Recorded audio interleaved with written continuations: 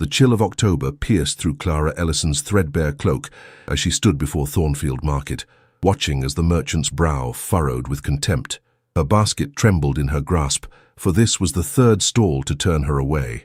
"We'll not be serving the likes of you, Miss Ellison," the ruddy-faced man pronounced, loud enough for neighboring patrons to hear. "Not after what's been said, not after what's been printed."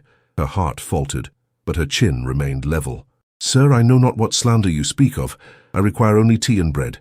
"Tea and bread," he laughed, a harsh sound that drew more onlookers. "Perhaps you ought to ask your employer at Ravenwood." "Oh, but they've dismissed you, haven't they? A governess without character references is hardly better than—" "Than what precisely?" Clara challenged, though her voice betrayed the slightest tremor. "A woman seeking honest trade." The merchant leaned forward, his voice dropping to a venomous whisper. "Than a woman who corrupts her charges with stories of impropriety. The Blackwood children speak of your midnight wanderings, Miss Ellison. Their mother found your letters. Letters she had never written. Accusations she could not fathom." Clara's fingers tightened around her basket's worn handle as whispers rippled through the gathering crowd.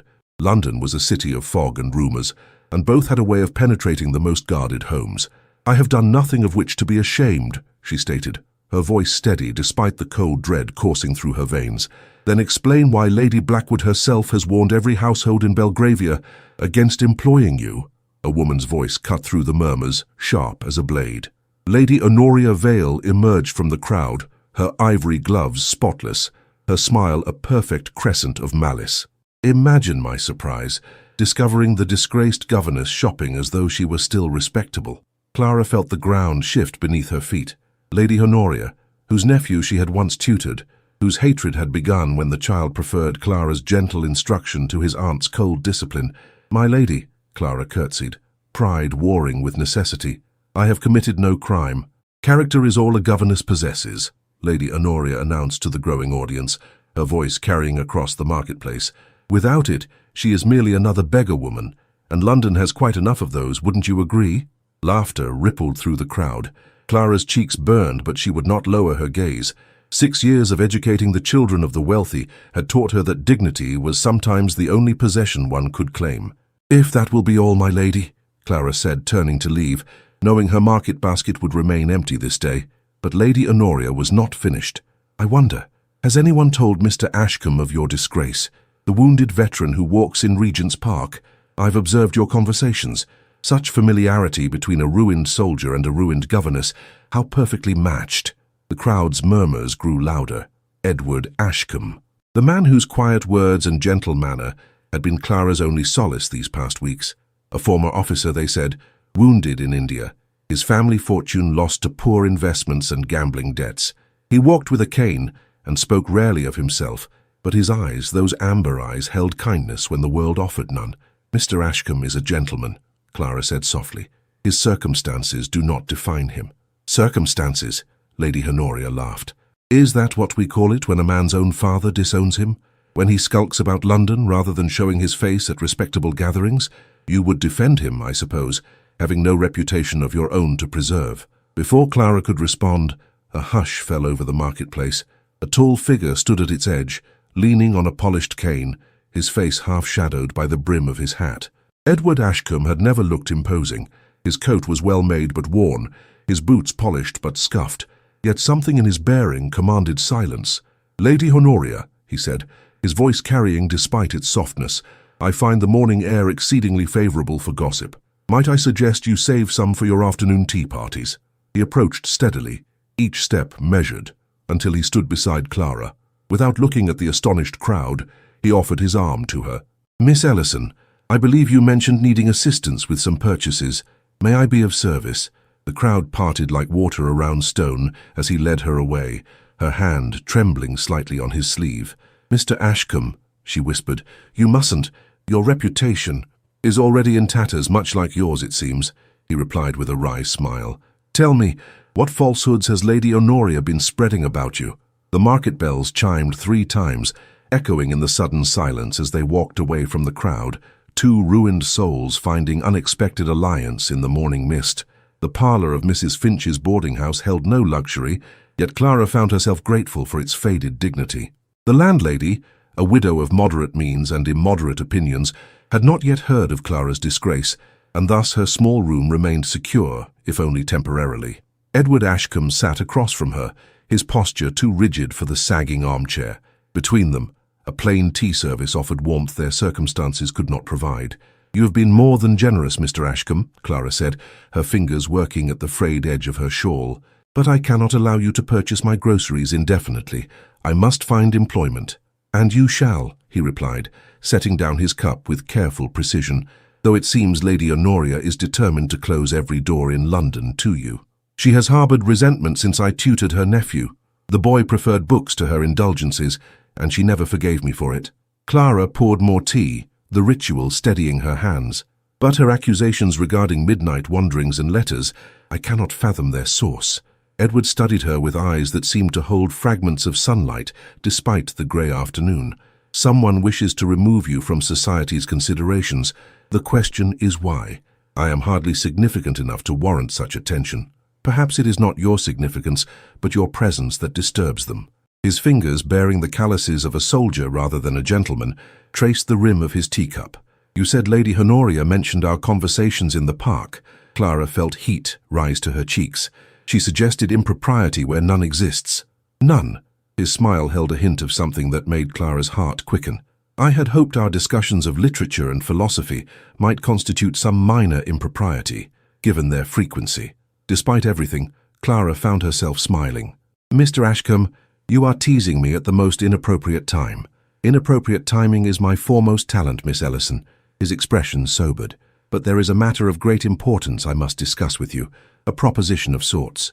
The parlour suddenly seemed smaller, the air charged with unspoken possibilities.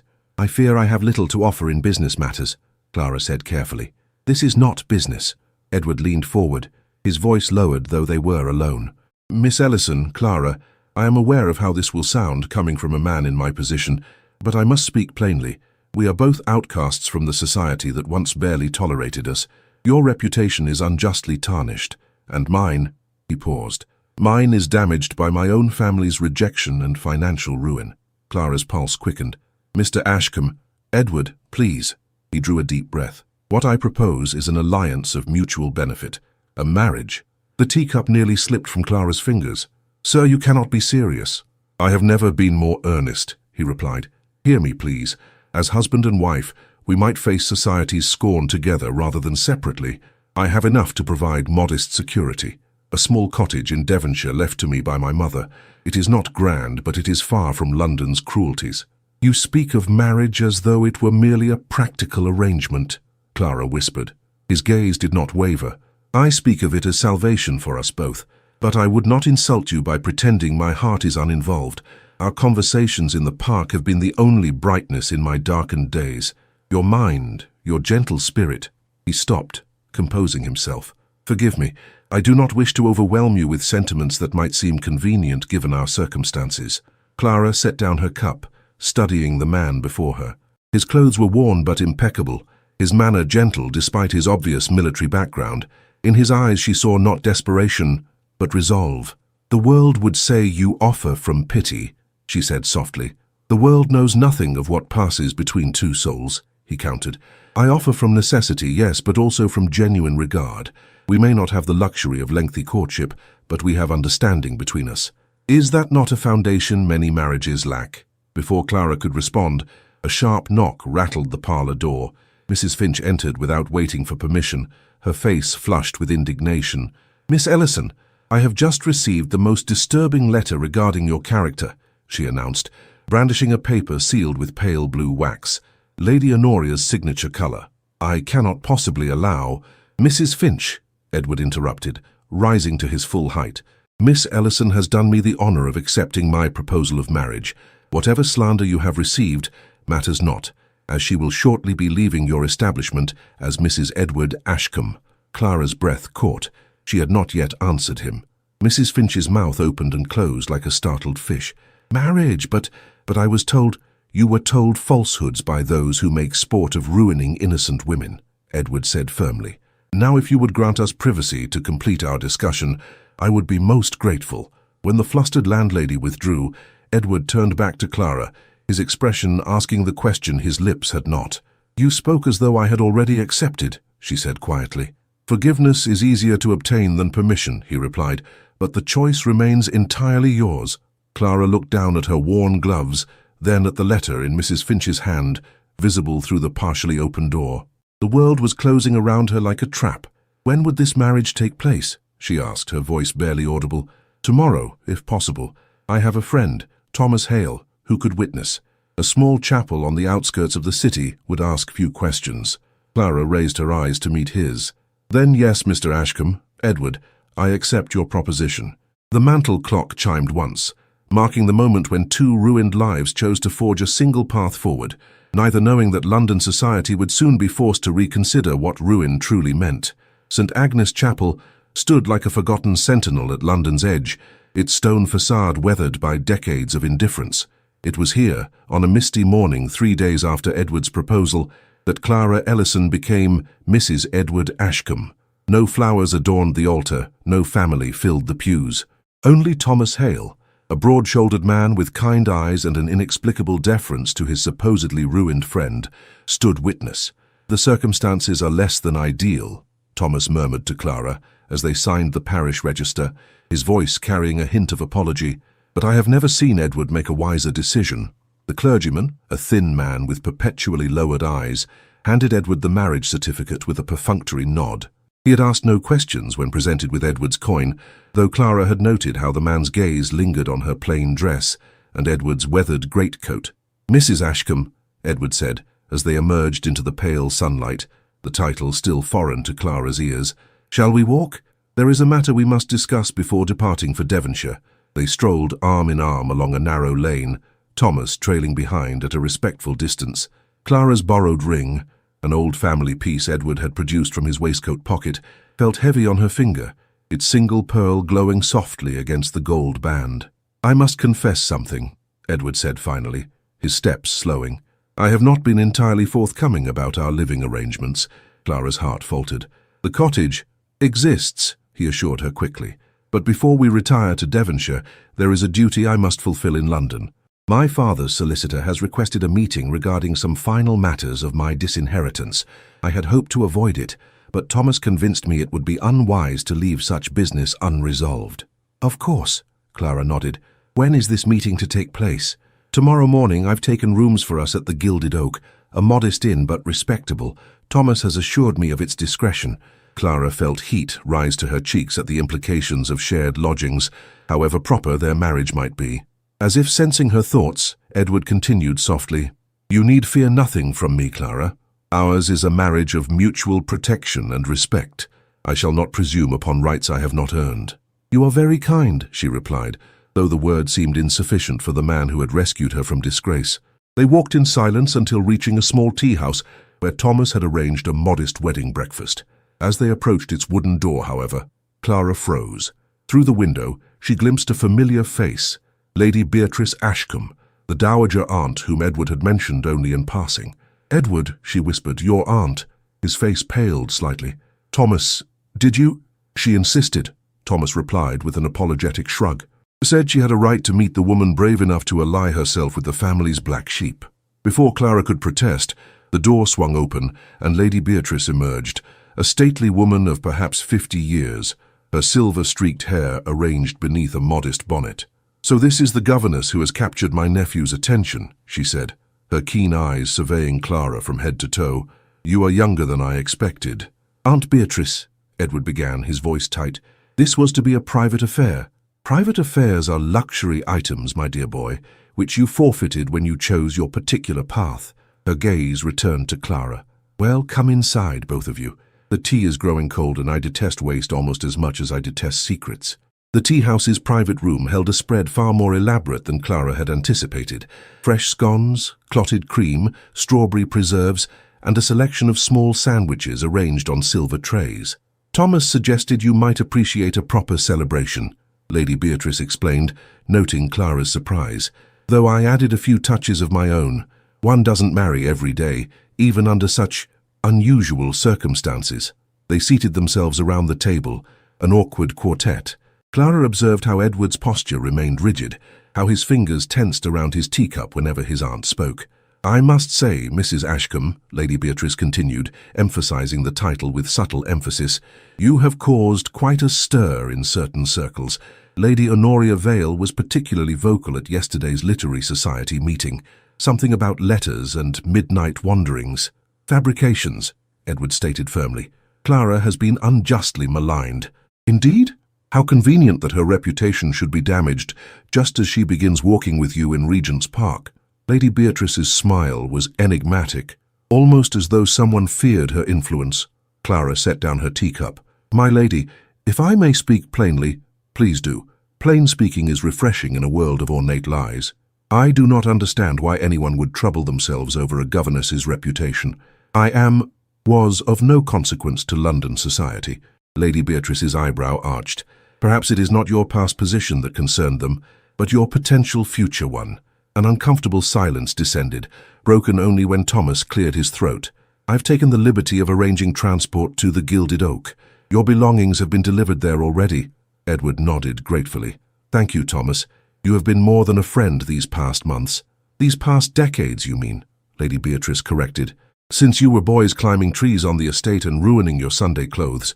She turned to Clara. Did you know they once freed all the hunting dogs before the midsummer hunt? The Duke was furious. The Duke, Clara repeated, confusion clouding her features. A strange tension filled the room. Thomas's gaze dropped to his plate, and Edward's jaw tightened visibly. My father, Edward said quietly, before his title passed to my cousin. Ah, Lady Beatrice's smile turned sharp. Is that the tale you've shared? How fascinating. Aunt Beatrice, Edward's voice held a warning. Very well, very well. She waved her hand dismissively before turning to Clara. My dear, whatever circumstances brought you to this marriage, I find myself inclined to approve of you. There is a steadiness in your countenance that suggests character beyond your years. Thank you, Clara replied, uncertain whether she had just received a compliment or undergone an assessment. As they finished their tea, Lady Beatrice drew a small package from her reticule. A wedding gift, she announced, placing it before Clara. Something every bride should possess, regardless of her circumstances.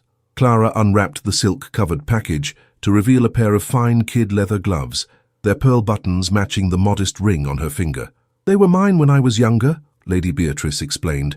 Before arthritis claimed my fingers' elegance, I thought perhaps...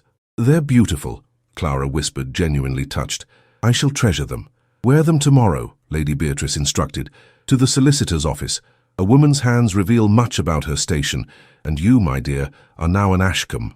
As they prepared to depart, Lady Beatrice drew Edward aside, their conversation too low for Clara to hear. She watched her husband's face, for he was her husband now, transform from tension to resignation, then to something like resolve. Thomas offered his arm as they stepped out onto the cobblestone street. You've married into a complicated family, Mrs. Ashcombe, he said quietly. All families have their complexities, Clara replied, watching Edward's tall figure as he concluded his conversation with his aunt. Some more than others, Thomas murmured, but I believe you may be exactly what Edward needs, what we all need, to heal old wounds. Before Clara could question his meaning, Edward returned to them, his expression unreadable. The carriage awaits, he announced, offering Clara his arm. As they departed, she glanced back to see Lady Beatrice watching them, her expression a curious mixture of satisfaction and concern. Behind her, just visible through the tea-house window, a man in fine clothing observed their departure, his face partially obscured by the glass. The carriage door closed with a firm click, sealing them inside as the horses moved forward into the London fog. Clara sat beside her new husband, aware that she had stepped into a story far more complex than a simple tale of two ruined souls finding refuge together. Edward, she began carefully, your aunt mentioned... My aunt enjoys creating drama where none exists, he interrupted, though his tone remained gentle.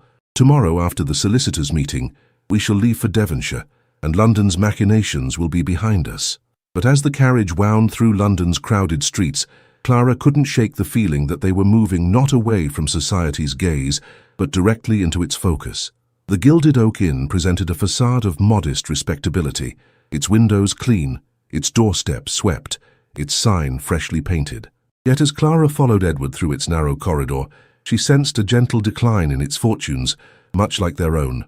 Mrs. Ashcombe, sir, the innkeeper announced, showing them to a small suite comprising a sitting room and 2 adjoining bedchambers. The furnishings were worn but polished, the linens clean if somewhat faded. Clara's single trunk sat beside a larger one she presumed was Edward's. "Will this be suitable?" Edward asked once they were alone, his concern evident. "It is more than adequate," she assured him, removing her bonnet and gloves. The pearl buttons of Lady Beatrice's gift had drawn admiring glances from the innkeeper's wife, confirming the older woman's wisdom about such matters. Edward crossed to the window, gazing out at the busy street below. "I must leave you briefly to consult with Thomas about tomorrow's meeting. Will you be comfortable here?" "Perfectly so," Clara replied, though in truth she felt adrift in this new reality of being wife rather than employee. "Perhaps I might arrange our belongings while you're gone." He smiled, the expression warming his solemn features. "You needn't perform domestic duties quite so quickly, Clara. Rest if you wish. Order tea. The room is paid for in full, including any reasonable services you might desire."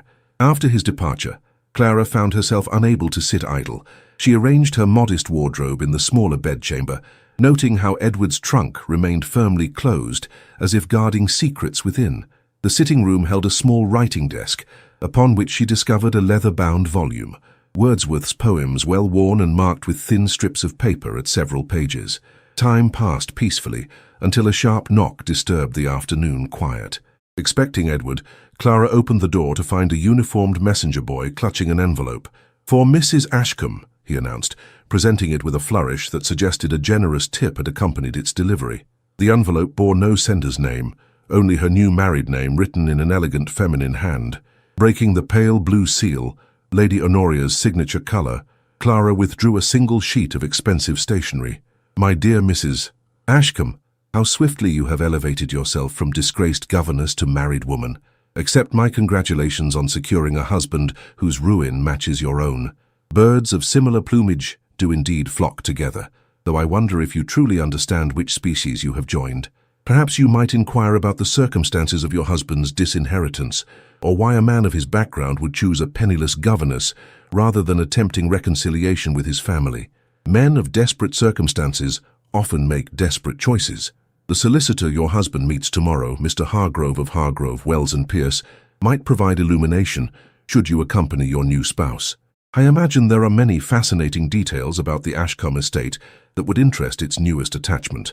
With sincere regards, Lady Honoria Vale. Clara's hands trembled as she refolded the letter.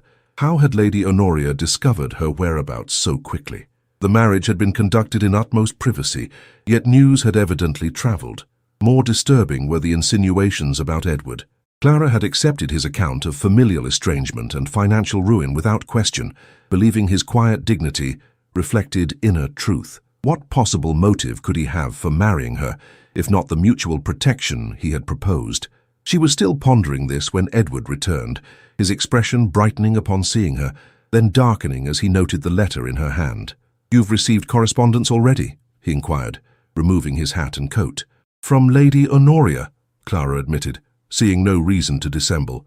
"She appears remarkably well informed about our movements." Edward's jaw tightened. "May I?" he asked, extending his hand for the letter. Clara passed it to him, watching carefully as he read. His posture remained unchanged, but a muscle in his cheek twitched visibly. "She suggests I accompany you to the solicitors' meeting tomorrow," Clara said when he had finished, "though I understand if you prefer to attend alone." "On the contrary," Edward replied, his voice carefully controlled. "I would be grateful for your company. Mr. Hargrove can be rather formidable." "The letter implies there are aspects of your situation you haven't shared," Clara ventured carefully. Edward returned the letter to her, his gaze direct. "Lady Honoria specializes in implication and insinuation. It is her primary weapon in society's drawing rooms. Yet she knew of our marriage and of your meeting tomorrow. London thrives on information, traded like currency." He crossed to the fireplace, staring into its empty grate. "Thomas likely mentioned our plans to someone who mentioned them to someone else, and eventually the details reached her." It was a reasonable explanation, yet something in his manner, a slight hesitation perhaps, gave Clara pause. "Edward," she said softly, "I have entrusted you with my future. I ask only for honesty in return." He turned to face her, his expression pained. "You deserve complete candor, Clara, but some truths are not mine alone to reveal." His gaze held hers, pleading for understanding. Can you trust me until tomorrow? After the meeting, I promise you shall know everything." Before she could respond, another knock interrupted them. This time, a hotel servant delivered a heavy envelope bearing the embossed letterhead of Hargrove, Wells and Pierce, solicitors. "Urgent correspondence for Mr. Ashcombe," the man announced, bowing slightly. Edward accepted the envelope with evident reluctance, breaking its wax seal once they were alone again. As he read its contents, Clara observed a transformation, his shoulders straightening almost imperceptibly, his bearing shifting from that of a wounded man to something altogether different. "Is everything in order?" she inquired when he had finished. "It would appear," he replied carefully, "that Mr. Hargrove wishes to see us both. The meeting has been moved forward to this evening rather than tomorrow morning." He folded the letter precisely. "We are requested at his offices by 7 o'clock. "This evening?" Clara glanced at the small clock on the mantel. "That's scarcely 2 hours hence." "Indeed." Edward's expression was unreadable. "It seems our affairs have suddenly become rather urgent to multiple parties." Clara moved to the window, gazing out at the darkening London sky. Clouds gathered on the horizon, promising evening rain. "Do you think Lady Honoria's letter and this change are connected?" "I think," Edward said slowly, "that London society has decided we are more interesting than our supposed ruin would suggest." He approached, standing beside her at the window, his reflection in the glass overlapping with hers. "Clara, whatever happens this evening, remember that my proposal to you was genuine. My regard is sincere." The earnestness in his voice stirred something in Clara's heart, even as uncertainty clouded her thoughts. "I shall dress for the meeting," she said, retreating to her chamber. As she donned her best dress, a modest navy silk, saved from her days as governess to the Blackwood children, and arranged her hair in a simple chignon, Clara considered Lady Honoria's warning. What species had she joined indeed? The question lingered as she pulled on Lady Beatrice's fine gloves, their pearl buttons gleaming in the lamplight like small, watchful eyes. When she emerged, she found Edward similarly transformed. His worn coat had been replaced by a finer garment of dark wool, his cravat tied with unexpected elegance. He offered his arm with formal courtesy. "You look beautiful, Mrs. Ashcombe," he said, his voice low. "As do you, sir," she replied, noting how his improved attire altered his entire aspect. "One might almost believe we were attending a social engagement rather than a solicitors' meeting." His smile held a curious mixture of apprehension and anticipation. "In London, my dear, the two are often indistinguishable." The hackney coach conveyed them through streets increasingly wet with rain, stopping finally before an imposing building in Lincoln's Inn Fields. Gaslight spilled from its windows, illuminating the brass plaque that read, "Hargrove, Wells and Pierce, Solicitors, Estaque 1789. As they approached the entrance, Clara felt Edward's arm tense beneath her hand. "Remember," he said quietly, "whatever transpires within, my feelings for you remain unchanged."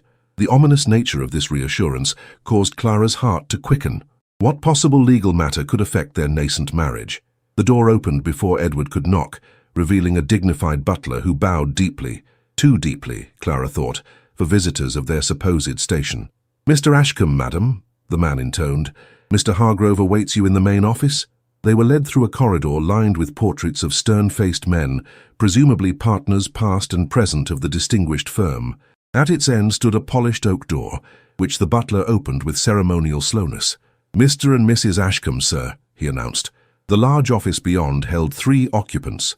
A corpulent man, Clara presumed to be Mr. Hargrove, seated behind an enormous desk. Lady Beatrice perched on a leather armchair, and to Clara's shock, Lady Honoria Vale, her pale blue gown a stark contrast to the room's sombre tones. "Ah, the newlyweds arrive at last," Lady Honoria purred, her smile sharp as a blade. "How delightful!" Mr. Hargrove rose, his jowls quivering with what appeared to be repressed excitement. "Your Grace," he said, bowing deeply to Edward. "And, Madam, Your Grace." The title hung in the air like a thunderclap, its implications unfurling in Clara's mind, even as the room seemed to tilt beneath her feet. Lady Honoria's victorious laugh rang out. "Oh, my dear Mrs. Ashcombe, or should I say, Your Grace, your expression is positively priceless." The clock on the wall chimed 7 times, each note marking the death of what Clara had believed to be true about the man whose arm she still clutched, whose ring she wore, whose name, whose real name, she suddenly realized she might not even know. Clara's world contracted to a single point of understanding.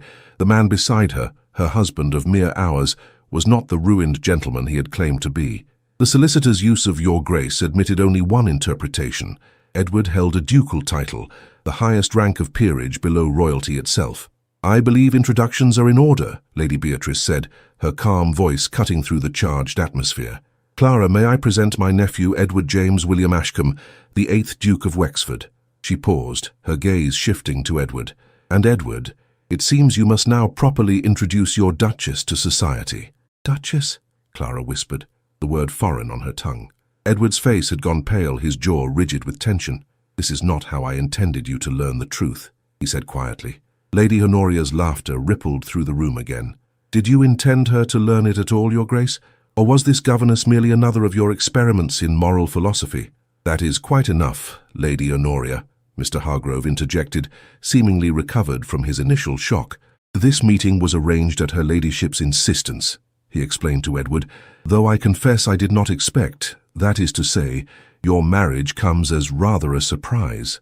A surprise to all of us, I assure you," Lady Honoria added venomously, "particularly to those ladies whose families have spent years cultivating connections to Wexford." Clara's mind raced to reconcile the disparate pieces. Edward had claimed to be disinherited, ruined. Yet he was a duke, presumably wealthy, powerful, and certainly not socially disgraced, as he had led her to believe. "Why?" she asked, finally finding her voice. She turned to face Edward directly. "Why this deception?" Before he could answer, Lady Honoria interjected, "Isn't it obvious? The Duke has always harbored peculiar notions about sincerity and moral worth. This is merely his most elaborate game yet, marrying a penniless governess who believed him equally destitute to prove some philosophical point about true affection. How very modern of you, Your Grace." "You know nothing of my motives," Edward replied, his voice dangerously soft. "I know that you vanished from society 6 months ago, shortly after inheriting the title upon your cousin's death," Lady Honoria countered. "I know that while London buzzed with speculation about your whereabouts, you were apparently playing the role of a ruined gentleman, luring unsuspecting governesses into marriage." "That is a gross mischaracterization," Lady Beatrice said firmly. Clara stepped away from Edward, removing her hand from his arm. The physical distance seemed necessary for clarity. "I would hear the truth from my husband," she said, surprised at the steadiness of her own voice. Edward faced her, his expression raw with emotion she had not previously witnessed. "My father, the former Duke, died 3 years ago. The title passed to my cousin Frederick, as I had been estranged from the family. When Frederick died without heir 6 months ago, the title reverted to me, despite my father's wishes to the contrary." "You were not disinherited?" Clara asked. "From personal possessions and properties not entailed, yes. From the title and its associated estates, no. Such inheritances cannot be redirected by mere paternal disapproval." His voice held a bitterness that seemed genuine. "I returned to London to settle affairs, intending to then retreat to the countryside, but I found society's attitudes insufferable." "So you decided to disappear," Clara said slowly, "to live as a commoner, to live as myself, without the trappings of a title I never wanted, bestowed by a father who rejected me," Edward corrected. "I wish to be valued or not for my character alone." Mr. Hargrove cleared his throat. "While this domestic discussion is undoubtedly fascinating, there are pressing legal matters to address. Your Grace's extended absence has created considerable administrative complications regarding the Wexford estates." "My stewards have managed admirably," Edward replied. "Indeed, but certain decisions require ducal authorization. Properties languish without direction.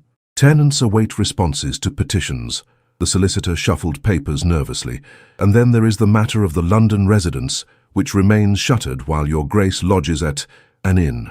The full magnitude of the deception began to dawn on Clara. Edward, the Duke, owned estates, managed tenants, possessed a London residence grand enough to concern his solicitor. The modest cottage in Devonshire he had promised was likely a mere hunting lodge among dozens of properties. "Clara," Edward began, reaching for her hand. She withdrew it gently but firmly. "You allowed me to believe we were equally disadvantaged, that our marriage represented mutual salvation from difficult circumstances." "It does," he insisted. "My position brings constraints and expectations far more suffocating than those you faced as a governess." Lady Honoria sniffed derisively. How tremendously difficult it must be, carrying the burden of wealth and power. "Honoria, you try my patience," Lady Beatrice warned. Mr. Hargrove, seemingly eager to return to practical matters, produced a stack of documents. "There are several urgent items requiring your Grace's signature. The matter of the Northumberland properties, the renovation of the London house, and of course the settlement papers for her Grace." "Settlement papers," Clara echoed. "For your dowry, naturally," Mr. Hargrove explained, as though addressing a child, or rather, the lack thereof. "Standard procedure would establish an allowance and provisions for widowhood, but given the unusual circumstances, are you suggesting my marriage is invalid?" Edward's voice had grown cold. "Not at all, Your Grace," the solicitor hastened to assure him. "Merely complicated. The Duchess of Wexford traditionally brings significant assets to the union. Lady Honoria's own dowry, had you selected her as your bride, would have included estates in Yorkshire and considerable investments in—" "Mr. Hargrove," Edward interrupted, "I did not select Lady Honoria, nor any other eligible heiress. I married Miss Ellison, Mrs. Ashcombe, of my own free will, and with full understanding of her financial situation. Whatever settlements are customary shall be arranged accordingly." Lady Honoria rose, her face flushed with anger. "This is precisely why I insisted on this meeting. London must know that its most eligible duke has thrown himself away on a penniless nobody, and that nobody deserves to understand exactly what she has stumbled into." "I did not stumble," Clara said quietly, drawing all eyes to her. "I made a choice based on the information presented to me. That the information was incomplete does not invalidate the choice itself." Something flickered in Edward's eyes. Hope, perhaps, or admiration. "Clara, however," she continued, her gaze fixed on him, "trust once broken is not easily mended. You concealed your true identity and circumstances, allowing me to believe a falsehood about the man I married." "Not a falsehood," he protested.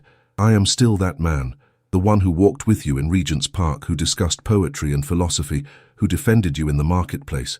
"A partial truth, then," Clara conceded, "which in some ways is more dangerous than an outright lie." She turned to Mr. Hargrove. "Sir, I presume these settlement papers require my signature as well?" The solicitor blinked in surprise. "Well, yes, but typically after careful review with your own legal representatives." "I have none," Clara stated flatly. "And as I entered this marriage without expectation of financial gain, I see no reason to delay proceedings on that account. I shall sign whatever is necessary." "Clara," Edward began again, his voice urgent. "Your Grace," she corrected, the formality a shield against the confusion of her feelings. "I believe we have kept Mr. Hargrove long enough this evening. Shall we proceed with the business at hand?" The next hour passed in a blur of legal terminology and signatures. Clara affixed her name to documents she scarcely comprehended, aware only that each signature bound her more tightly to the stranger beside her, the Duke of Wexford, not the ruined Edward Ashcombe she had agreed to marry. Lady Honoria departed with a triumphant smile, her mission of revelation complete. Lady Beatrice remained, occasionally clarifying points of procedure or tradition that Clara might otherwise have misunderstood. When at last the papers were signed and sealed, Mr. Hargrove rose with evident relief. "Allow me to be the first to officially congratulate your Graces on your union. The Duchess of Wexford is entitled to certain privileges and responsibilities which my associate, Mr. Wells, would be happy to outline at a later date." "Thank you, Mr. Hargrove," Edward replied formally. "We shall call upon you tomorrow to discuss the remaining estate matters." As they prepared to depart, Lady Beatrice approached Clara, her expression sympathetic. "My dear, I understand this evening has brought revelations you were unprepared for, but know this, my nephew may have concealed his title, but not his character. That, I believe, you have seen truly." Clara managed a polite nod, though her thoughts remained in turmoil. The butler returned their cloaks, bowing deeply to Clara this time.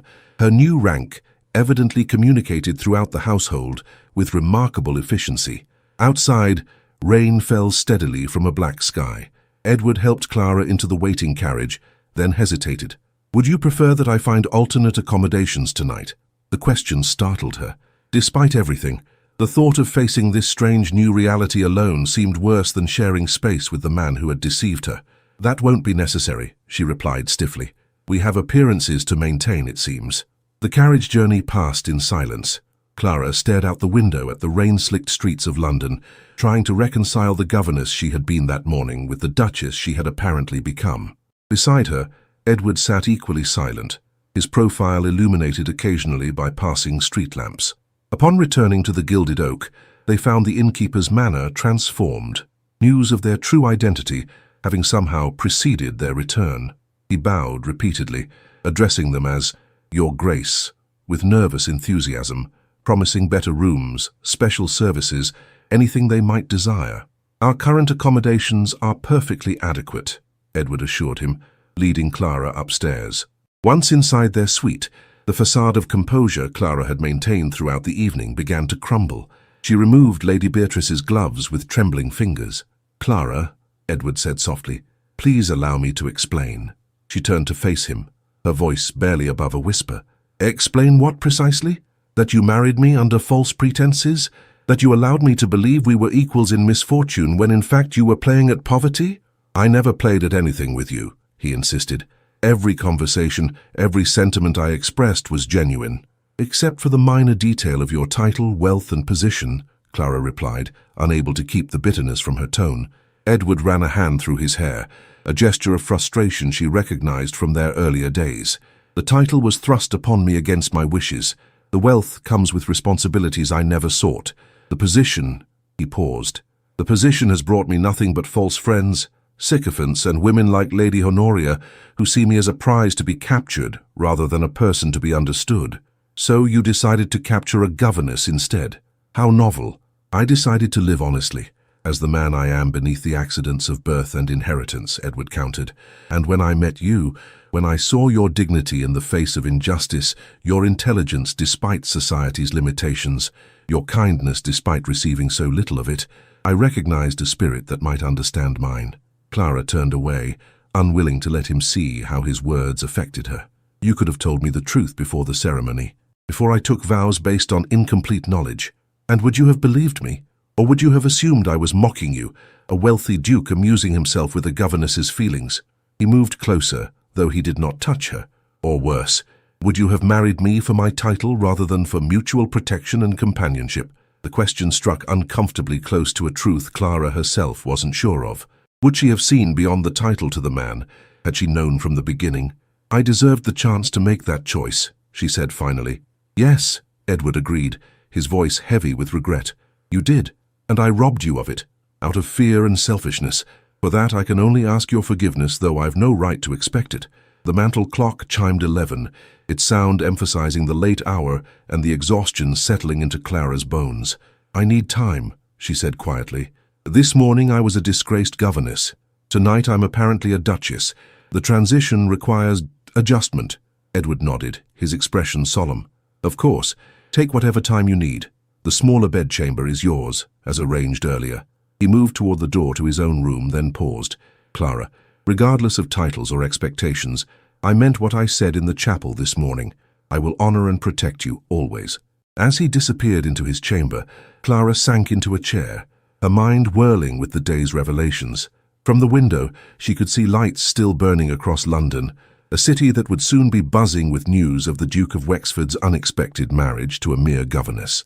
On the small table beside her lay Lady Honoria's letter, its pale blue seal now broken, its message fulfilled.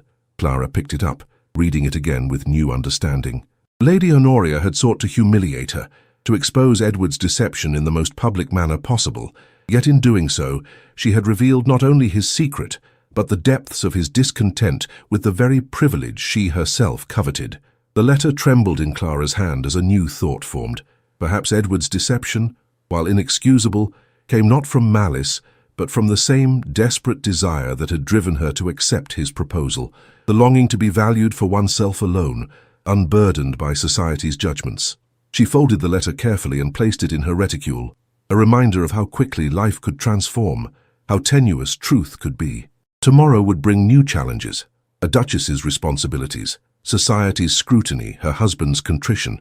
But tonight, in the quiet of a room that suddenly seemed too small to contain her altered reality, Clara allowed herself one moment of weakness, one silent tear for the simple life she had lost and the complicated one she had unwittingly gained. Beyond her door, she heard Edward pacing, his footsteps a soft counterpoint to the rain against the windows. Two souls bound by vows, separated by truth, united by circumstances neither had fully chosen. The space between them felt vast as an ocean, yet intimate as a shared secret. The rain continued to fall on a London that would awaken to find its most eligible duke had married a governess. A scandal in the making, a story for the ages, a fairy tale or cautionary legend depending on who told it. And Clara, caught in its center, drifted finally into uneasy sleep, Lady Beatrice's gloves still clutched in her hand like a talisman against a future she could no longer predict. Morning arrived with persistent raps upon their sitting-room door. Clara emerged from her chamber, hastily dressed, to find Edward already admitting Thomas Hale, whose normally cheerful countenance appeared strained. "Your Grace," Thomas began, then, seeing Clara, bowed deeply. "So, Your Grace," he repeated, the identical address making clear her altered status. "Thomas, please," Edward sighed, "let us dispense with formalities among friends." Friends who conceal dukedoms? Clara couldn't resist asking, though she kept her tone light. Thomas had the grace to look abashed.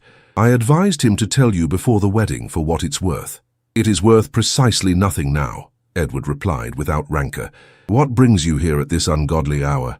Thomas produced a newspaper from his coat pocket. "I thought you should see this before venturing out." He handed it to Edward, whose expression darkened as he read. "What is it?" Clara asked, moving closer despite herself. Edward passed her the paper without comment. The headline blared across the society page. "Duke of Wexford weds disgraced governess in secret ceremony."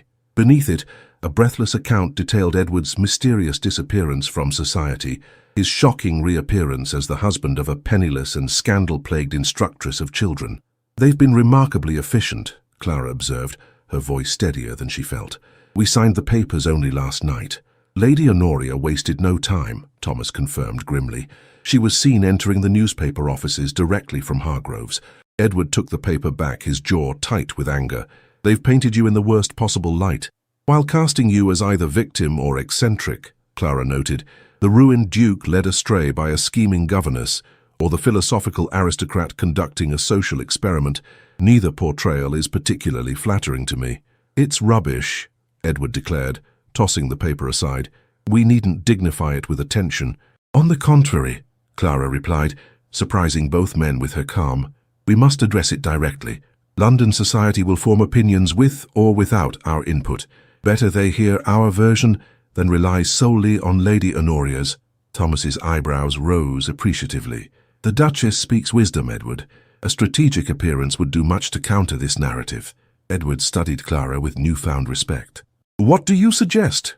Before she could respond, another knock interrupted them, this one more imperious. The innkeeper himself appeared, practically genuflecting as he announced, "Lady Beatrice Ashcombe requests an immediate audience, Your Graces." Lady Beatrice swept in moments later, impeccably dressed despite the early hour. "Ah, Thomas is here already. Excellent." She gestured dismissively at the newspaper. "I see you've discovered Honoria's handiwork." "We were just discussing how to respond," Clara explained. "Indeed? And what strategy had you devised?" Lady Beatrice settled herself on the room's best chair, appraising Clara with keen interest. Conscious of 3 pairs of eyes upon her, Clara straightened her posture. "The article portrays me as either manipulative or pathetic. Neither serves our interests. I propose we attend an event where society can observe us directly, preferably one where Lady Honoria will be present." "The Harrington musical evening," Lady Beatrice nodded approvingly. "Tonight at 8. All of London will attend, including our dear Honoria, who would never miss an opportunity to display her mediocre soprano." "A musical evening?" Edward frowned. "Clara has been thrust into this position without preparation or proper wardrobe." "I am not without resources," Clara interrupted. "My training as a governess included deportment suitable for formal occasions, if not participation in them. As for wardrobe," she hesitated. "Already addressed," Lady Beatrice announced with satisfaction. "My modiste will arrive within the hour. The Duchess of Wexford shall not be outshone at her first public appearance." She turned to Edward. "Meanwhile, you must open the London house immediately. The Duke and Duchess cannot continue residing at an inn, however respectable." Edward's expression suggested he might argue, but after a glance at Clara, he simply nodded. "I'll see to it today." "Thomas, would you accompany me? There will be staff to engage, arrangements to make." "Of course," Thomas agreed readily. "Excellent," Lady Beatrice declared. "I shall remain with Clara to oversee preparations. A duchess's debut requires careful management." After the men departed, a tense silence fell between the women. Clara moved to the window, gazing out at a London that now viewed her through an entirely different lens. "You are angry," Lady Beatrice observed. "With Edward, certainly, but perhaps with me as well." "You participated in his deception," Clara replied, not turning from the window. "I facilitated his independence," Lady Beatrice corrected. "My nephew has carried burdens you cannot imagine. His father, my brother, was a cruel and demanding man, who saw Edward not as a son but as an heir to be moulded. When Edward chose military service over politics, his father's rage was terrible to behold." Clara turned, curiosity overcoming resentment. "Edward served in the military. That part was true." "Oh yes, distinguished service in India. The limp from his wound is slight but genuine." Lady Beatrice's expression softened. "Much of what you know of him is truth, Clara. His title is merely a circumstance of birth, not the substance of his character." "A rather significant circumstance," Clara noted dryly. Lady Beatrice laughed, a warm sound that reminded Clara of Edward's rare chuckles. "Indeed. One that brings privileges and constraints in equal measure." Her amusement faded. "You face a choice now. You may view Edward's deception as unforgivable betrayal and live as Duchess in name only. Many aristocratic marriages survive on less. Or you may seek to understand the man behind the title and perhaps forge something genuine from these inauspicious beginnings." Before Clara could respond, a commotion in the corridor announced the arrival of Madame Beaumont, London's première modiste, accompanied by 2 assistants carrying boxes and fabric samples. The next several hours dissolved into a whirlwind of measurements, fabric selections, and hasty alterations to gowns that simply must do for tonight, while others were commissioned for future occasions. Throughout the fitting, Lady Beatrice offered guidance on everything from appropriate jewelry to the correct angle for holding a fan. "The first rule of aristocratic survival," she advised, "is to appear as though you've never known any other life. Confidence disguises all manner of unfamiliarity." By late afternoon, Clara stood transformed. The modest navy silk had been cleverly reworked with lace panels and an elegant overskirt. Her hair was arranged in a more sophisticated style, adorned with pearl pins that matched her wedding ring. The woman reflected in the mirror bore little resemblance to the governess who had stood humiliated in Thornfield Market mere days ago. "You shall outshine every debutante," Lady Beatrice declared with satisfaction. "Honoria will be livid." "Is that our goal?" Clara asked, adjusting a pearl earring, another of Lady Beatrice's loans that felt suspiciously like gifts. "One of many," the older woman replied cryptically. "Ah, I believe your husband has returned." Edward entered moments later, stopping abruptly at the sight of Clara. Something indefinable flashed in his eyes, admiration certainly, but tinged with regret, as though seeing physically manifested the transformation his deception had wrought. "Clara," he said softly, "you look like a duchess," she supplied, her tone carefully neutral. "Like yourself," he corrected, "but as you might have been born to this role." An unexpected warmth blossomed in Clara's chest, quickly suppressed. "What news of the London house?" Edward seemed to accept her change of subject. "It will be ready by tomorrow. Tonight I've arranged for us to depart directly from the Harrington affair to Wexford House. The staff is minimal but sufficient for our immediate needs." "Wexford House," Clara repeated, the name foreign on her tongue. "I don't even know where it's located." "Berkeley Square," Lady Beatrice supplied, "the north side, one of London's finest residences, when properly maintained." A carriage arrived as dusk fell, not a hired hackney this time, but the Duke of Wexford's own conveyance, complete with liveried footmen and a coat of arms emblazoned on its glossy door. Clara entered it with outward composure, though inwardly she marvelled at how rapidly her circumstances continued to transform. Edward joined her, dressed now in evening attire that emphasized his aristocratic bearing. Gone was any trace of the ruined gentleman she had married. In his place sat a duke, confident, powerful, and unmistakably born to privilege. "You needn't maintain this facade of acceptance," he said quietly, as the carriage rolled forward. "I know you're still angry." "Anger serves little purpose tonight," Clara replied. "We must present a united front, whatever our private feelings." Edward studied her with that same inscrutable expression from earlier. "You adapt remarkably well to circumstances." "A necessary skill for a governess," she observed. "Children are unpredictable. One must be flexible." "And duchesses?" he inquired. "What skills do they require?" Clara met his gaze directly. "I suppose I shall discover that tonight, shan't I?" They rode in silence through London's fashionable districts, eventually joining a line of carriages approaching a brightly lit mansion. Footmen opened their door, and Edward offered his arm with formal courtesy. Clara accepted it, acutely aware of the whispers that followed their progress up the marble steps. At the entrance stood Lord and Lady Harrington, their faces a study in barely concealed shock, as the major domo announced, "His Grace the Duke of Wexford and Her Grace the Duchess." "Your Grace," Lady Harrington recovered first, curtsying to Edward, before turning uncertain eyes to Clara. "And, Your Grace, what an unexpected pleasure." "Lady Harrington," Edward replied smoothly, "may I properly introduce my wife, the former Miss Clara Ellison, now Duchess of Wexford." Clara curtsied with practiced grace, thanking her years of instructing young ladies in proper etiquette. "Your home is lovely, Lady Harrington. How kind of you to welcome us." The practiced pleasantry seemed to reassure their hostess, who visibly relaxed. "The honor is ours, Your Grace. Please do come in." The music is about to begin. As they entered the crowded ballroom, a wave of silence spread from the doorway inward, conversations failing like dominoes as guests recognized the Duke of Wexford and his unexpected bride. Clara felt Edward's arm tense beneath her gloved hand. "Courage," she murmured, pitching her voice for his ears alone. "They can whisper, but they cannot touch us." His expression softened momentarily. "You comfort me, when it should be the reverse."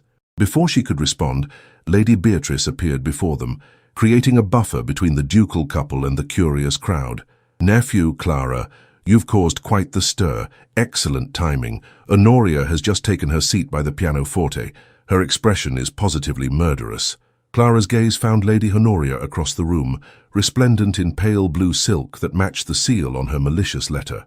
Their eyes met briefly, Honoria's narrowing in barely concealed fury before she deliberately turned away. "She expected us to hide," Clara realized aloud, "to be shamed into seclusion by her article." "Honoria never understood Edward," Lady Beatrice replied. "She saw the title, the estates, the connection, never the man." She patted Clara's hand encouragingly. "Now, stand tall, smile serenely, and let me introduce you to a few key allies.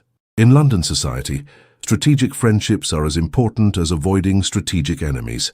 The next hour passed in a blur of introductions, each more overwhelming than the last. Clara met dowagers who examined her through lorgnettes, young ladies who curtsied with varying degrees of sincerity, and gentlemen whose appraising glances Edward met with cool authority. Throughout it all she maintained a quiet dignity, neither apologizing for her background nor pretending to a familiarity with aristocratic customs she did not possess. "You're doing remarkably well," Edward murmured during a brief moment alone as they awaited the start of the musical program. "Half the room is already won over." "And the other half?" Clara inquired. "Reserves judgment until they see how Lady Harrington receives you," he replied honestly. "Society follows its leaders." As if summoned by his words, Lady Harrington approached, accompanied by an elderly woman leaning heavily on an ebony cane. "Your Graces," their hostess began nervously, "the Dowager Countess of Melbury has expressed a particular desire to meet the new Duchess." The ancient Countess squinted at Clara from beneath impressively arched brows. "So you're the governess who's caught Wexford," she declared, her voice carrying despite its quaver. "Let me look at you properly, girl." A hush fell over nearby conversations as the Countess subjected Clara to a prolonged inspection. Finally she nodded once, decisively.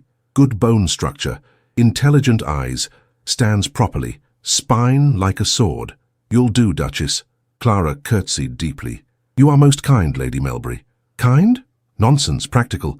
Tired of these insipid debutantes with nothing in their heads but fashion plates and gossip." The Countess turned her piercing gaze to Edward. "You've chosen better than your father did, Wexford. Perhaps you've more sense than the last 3 generations of Ashcombs combined." Edward bowed, a genuine smile warming his features. "High praise indeed, my lady. Remember it when I'm dead, and they're all claiming they supported this match from the beginning," the Countess retorted. She thumped her cane for emphasis, then allowed Lady Harrington to lead her to a prime seat for the musical performance. As the guests began settling into their places, Lady Honoria made her move. She approached with deadly grace, 2 companions trailing in her wake like pallbearers at Elegance's funeral. "Your Grace," she addressed Edward, deliberately ignoring Clara. "How extraordinary to see you in society again. We had quite given up hope of your return to civilization." "Lady Honoria," Edward acknowledged coolly. I find civilization is defined by the company one keeps, not the addresses one frequents. Honoria's smile tightened. Indeed. How fortunate then that your bride has found herself elevated to such company. At last she turned to Clara, her gaze raking from pearl hairpins to satin slippers. Your Grace, she said, the title dripping with insincerity. What an adjustment this must be for you. From instructing children to instructing a duke. Clara met her gaze steadily. On the contrary, Lady Honoria. As a governess, I learned that true education begins with listening rather than speaking. A lesson beneficial in any sphere, I find. A titter of appreciative laughter rose from those close enough to overhear. Honoria's cheeks flushed an unbecoming shade of pink. How quaint. Do share more of your wisdom with us this season. I'm sure London society will be fascinated by the perspective of one who has risen so far, so unexpectedly. I look forward to the opportunity, Clara replied evenly, though I suspect my observations might prove less fascinating than the motives of those who spread false rumors about governesses they scarcely know. A dangerous light entered Honoria's eyes. False rumors. How curious you should mention such things. I wonder what rumors might circulate about a duke who conceals his identity to marry beneath his station. Edward stepped forward slightly, his posture protective. I wonder what rumors might circulate about a lady who pursues a gentleman so relentlessly that she resorts to slander when rejected. Gasps rippled through the growing audience. Honoria's face drained of color, then flushed crimson. You dare! Lady Honoria, Clara interjected softly, laying a restraining hand on Edward's arm. The musicians await their audience. Shall we continue this delightful conversation another time? For a moment, Honoria seemed poised to launch a more direct attack. Then, with visible effort, she composed herself. Of course, Your Grace. We shall have the entire season to become better acquainted. The threat in her tone was unmistakable. As Honoria swept away, Clara released a breath she hadn't realized she was holding. I've made an enemy for life, I believe. You had that already, Edward replied, guiding her toward their seats. But you've also made an impression on everyone who witnessed that exchange. Honoria miscalculated severely by confronting you publicly. The musical program began, a series of performances by accomplished amateurs, including Lady Honoria, whose soprano proved as mediocre as Lady Beatrice had promised. Throughout the evening, Clara felt the weight of curious stares, heard the whispered speculations. Yet something had shifted since their arrival. Where initially the whispers had held mockery, they now carried notes of speculation, reassessment, even reluctant admiration. As the final performance concluded, Lady Harrington approached the ducal couple once more. Your Graces, she began, her manner noticeably warmer than at their arrival, the Countess of Melbury has suggested, that is, she rather insisted, that I invite you to my dinner party next Thursday. A small affair, just 30 of our closest friends. Edward glanced at Clara, clearly leaving the decision to her. We would be delighted, Lady Harrington, Clara replied smoothly. Your kindness is most appreciated. More invitations followed as they made their departure, tentative overtures from society matrons who hours earlier might have cut them directly. By the time they entered their carriage, Clara's reticule bulged with calling cards. An unqualified success, Edward observed as they pulled away from the Harrington mansion. You've conquered London in a single evening. Hardly that, Clara demurred. But perhaps we've established that I am neither scheming villain nor pathetic victim. Edward's expression grew serious. Clara, what you did tonight, how you conducted yourself, was extraordinary. You showed more grace under pressure than most who've been duchesses their entire lives. I played a role, she replied, though his praise warmed her despite her lingering anger, as governesses learn to do in difficult households. No, he said firmly. You revealed your true character, which is what first drew me to you. He hesitated, then continued. I know my deception has damaged your trust. I know a single evening of social triumph doesn't erase that breach. But may I hope that in time... The carriage slowed, then stopped. Outside the window, Clara glimpsed an imposing facade, windows ablaze with welcoming light. A footman opened the door, bowing deeply. Your Graces, he announced, welcome to Wexford House. As Clara stepped out onto the pavement, she gazed up at the grand residence. Her new home, apparently. The Duke of Wexford's ancestral London seat, the physical manifestation of everything Edward had concealed from her. Edward appeared at her side, offering his arm once more. Shall we? He asked quietly. Clara placed her hand on his sleeve, accepting this next step in their complicated journey. As they ascended the marble steps, a butler thrown the massive doors opened wide. "Your Graces," he intoned, bowing low. "Welcome home." The word hung in the air between them. Home. Its meaning uncertain, its promise unresolved. Clara stepped across the threshold into her new life, aware that tonight had been merely the opening skirmish in a longer campaign. Lady Honoria's enmity, society's judgment, her own confused feelings for the man beside her, all remained to be navigated. Yet as servants lined up to greet their duke and unexpected duchess, Clara held her head high, drawing on the same inner strength that had sustained her through years of serving in others' homes. Tonight, she had played the role of duchess with surprising ease. Tomorrow would reveal whether that role might ever become something more genuine, and whether the marriage begun in deception might somehow find its way to truth. Wexford House revealed itself to Clara in layers of grandeur, each room more imposing than the last. The entrance hall rose 3 stories, crowned by a glass dome that would capture morning light. Marble columns supported a sweeping staircase. Ancestral portraits lined the walls, stern-faced men and serene women, all bearing some resemblance to Edward.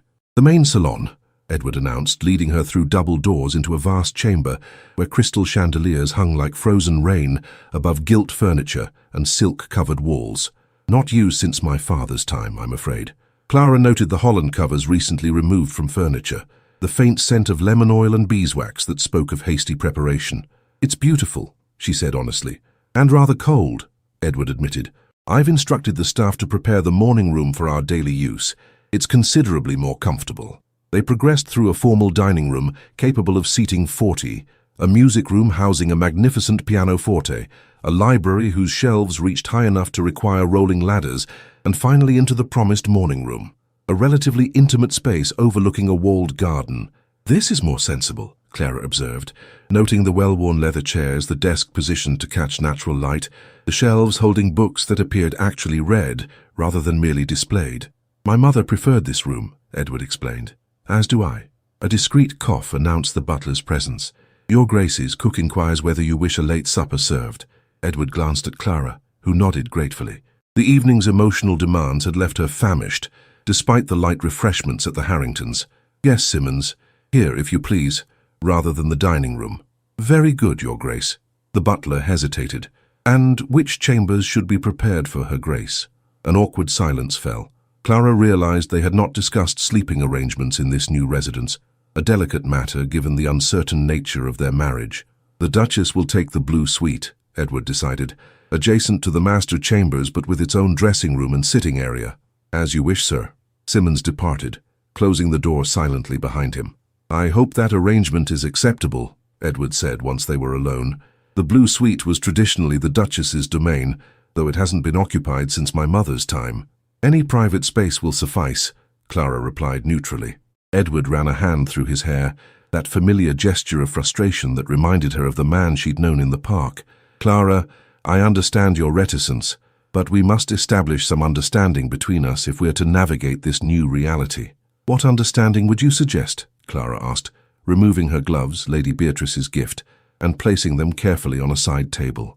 "I am now apparently the Duchess of Wexford, a role I neither sought nor prepared for, yet must somehow fulfill to society's satisfaction." "Not to society's satisfaction," Edward corrected, "to your own." Clara's laugh held little humor. "My own standards hardly matter now.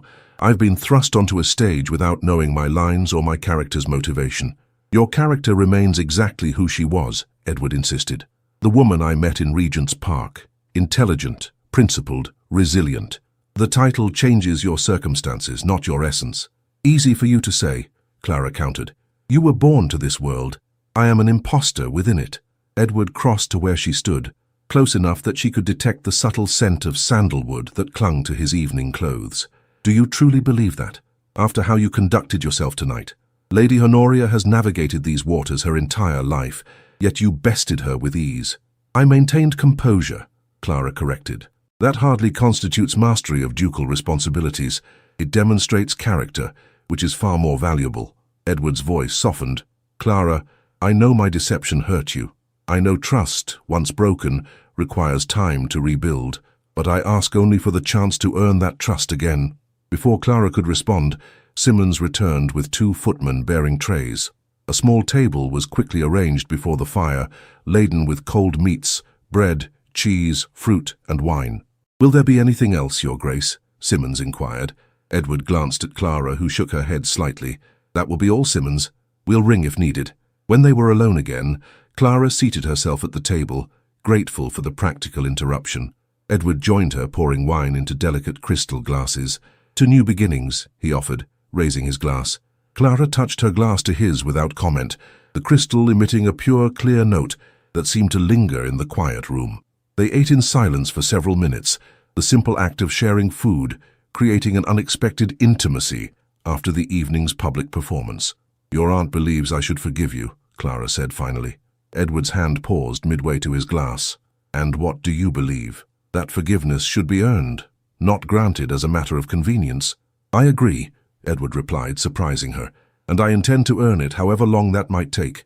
Clara studied him, this man who was both stranger and husband, both deceiver and defender.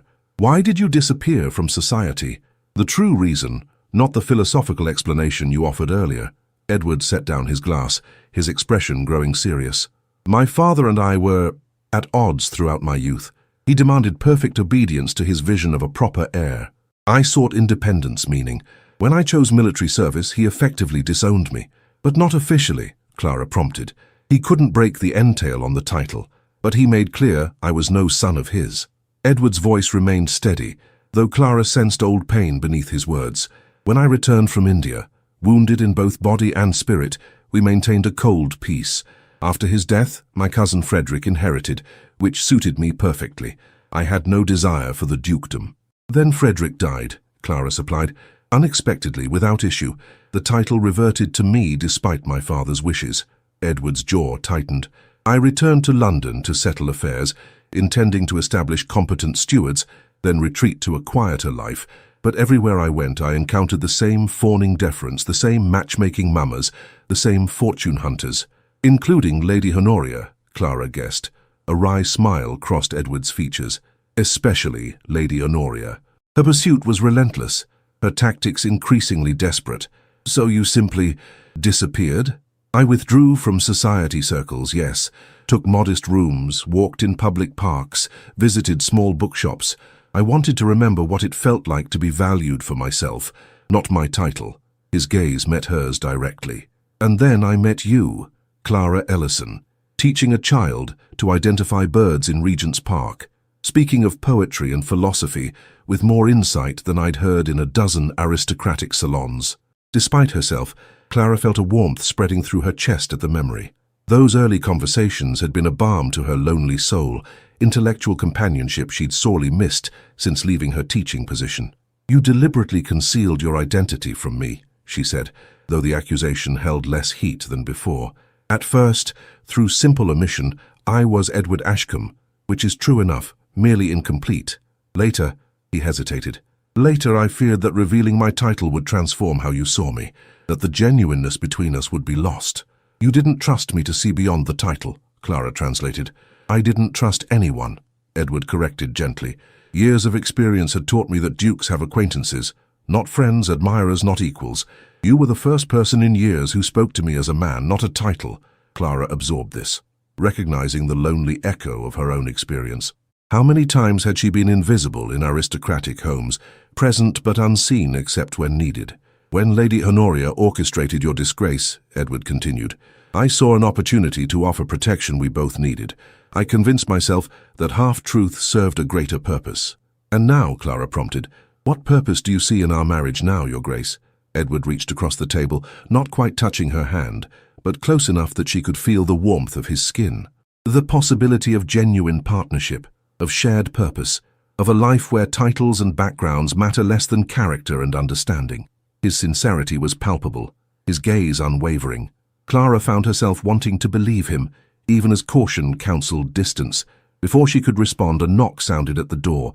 Simmons entered, his usual impassive expression betraying a hint of concern. "Forgive the interruption, Your Graces, but Mr. Hargrove is below. He insists the matter cannot wait until morning." Edward frowned. "Hargrove? At this hour?" "He appears most agitated, sir." Edward glanced at Clara. "Would you prefer to retire? This is likely some tedious legal matter." I'll stay, Clara decided, curiosity overcoming fatigue. As Duchess, I should understand such matters. Edward nodded, a flicker of approval crossing his features. Show him in, Simmons. Moments later, Mr. Hargrove bustled into the room, his corpulent frame suggesting he had come directly from dinner, his flushed face indicating significant wine consumption. Your Graces, he corrected, bowing hastily to Clara. Forgive this unconscionable intrusion, but a matter of grave importance has arisen. Sit, Hargrove, Edward instructed, gesturing to a chair. What couldn't wait until morning? The solicitor extracted a document from his inner pocket, hands trembling slightly. This letter arrived at my office by special messenger just an hour ago. It's from Sir William Blackwood. Clara started at the name. Lady Blackwood's husband? My former employer? The very same, Your Grace.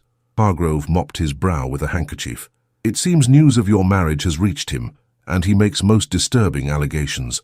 Edward's expression hardened. What allegations? He claims, most improperly, that Her Grace's dismissal from his household stemmed not from moral impropriety, as was rumoured, but from the discovery of certain documents. Hargrove's discomfort visibly increased. Documents suggesting that Miss Ellison, that is Her Grace, was not who she claimed to be. Clara's blood ran cold. That's absurd. I presented proper references when I joined the Blackwood household. Indeed, Your Grace. But Sir William alleges those references were falsified. He further claims that investigation revealed your true identity to be not Clara Ellison, governess, but Lady Clara Linwood, daughter of the late Earl of Thornfield. The room seemed to tilt beneath Clara's feet. That's impossible, she whispered. Is it? Edward asked quietly, his keen gaze studying her with new intensity. Of course it is, Clara exclaimed. I would know if I were an earl's daughter. Hargrove shifted uncomfortably. Sir William claims to possess documentation proving that the real Clara Ellison died of fever some 15 years ago in Yorkshire. He suggests that Lady Clara assumed this identity after her father's death and the family's financial ruin. This is preposterous, Clara insisted, though a strange roaring had begun in her ears. My parents were respectable, if modest people. My father taught mathematics at a small academy. My mother died when I was young. There is nothing aristocratic in my background. Edward's expression remained unreadable. What documentation does Sir William claim to possess? He does not specify, Hargrove admitted, but he threatens to make his findings public unless... He trailed off, clearly reluctant to continue.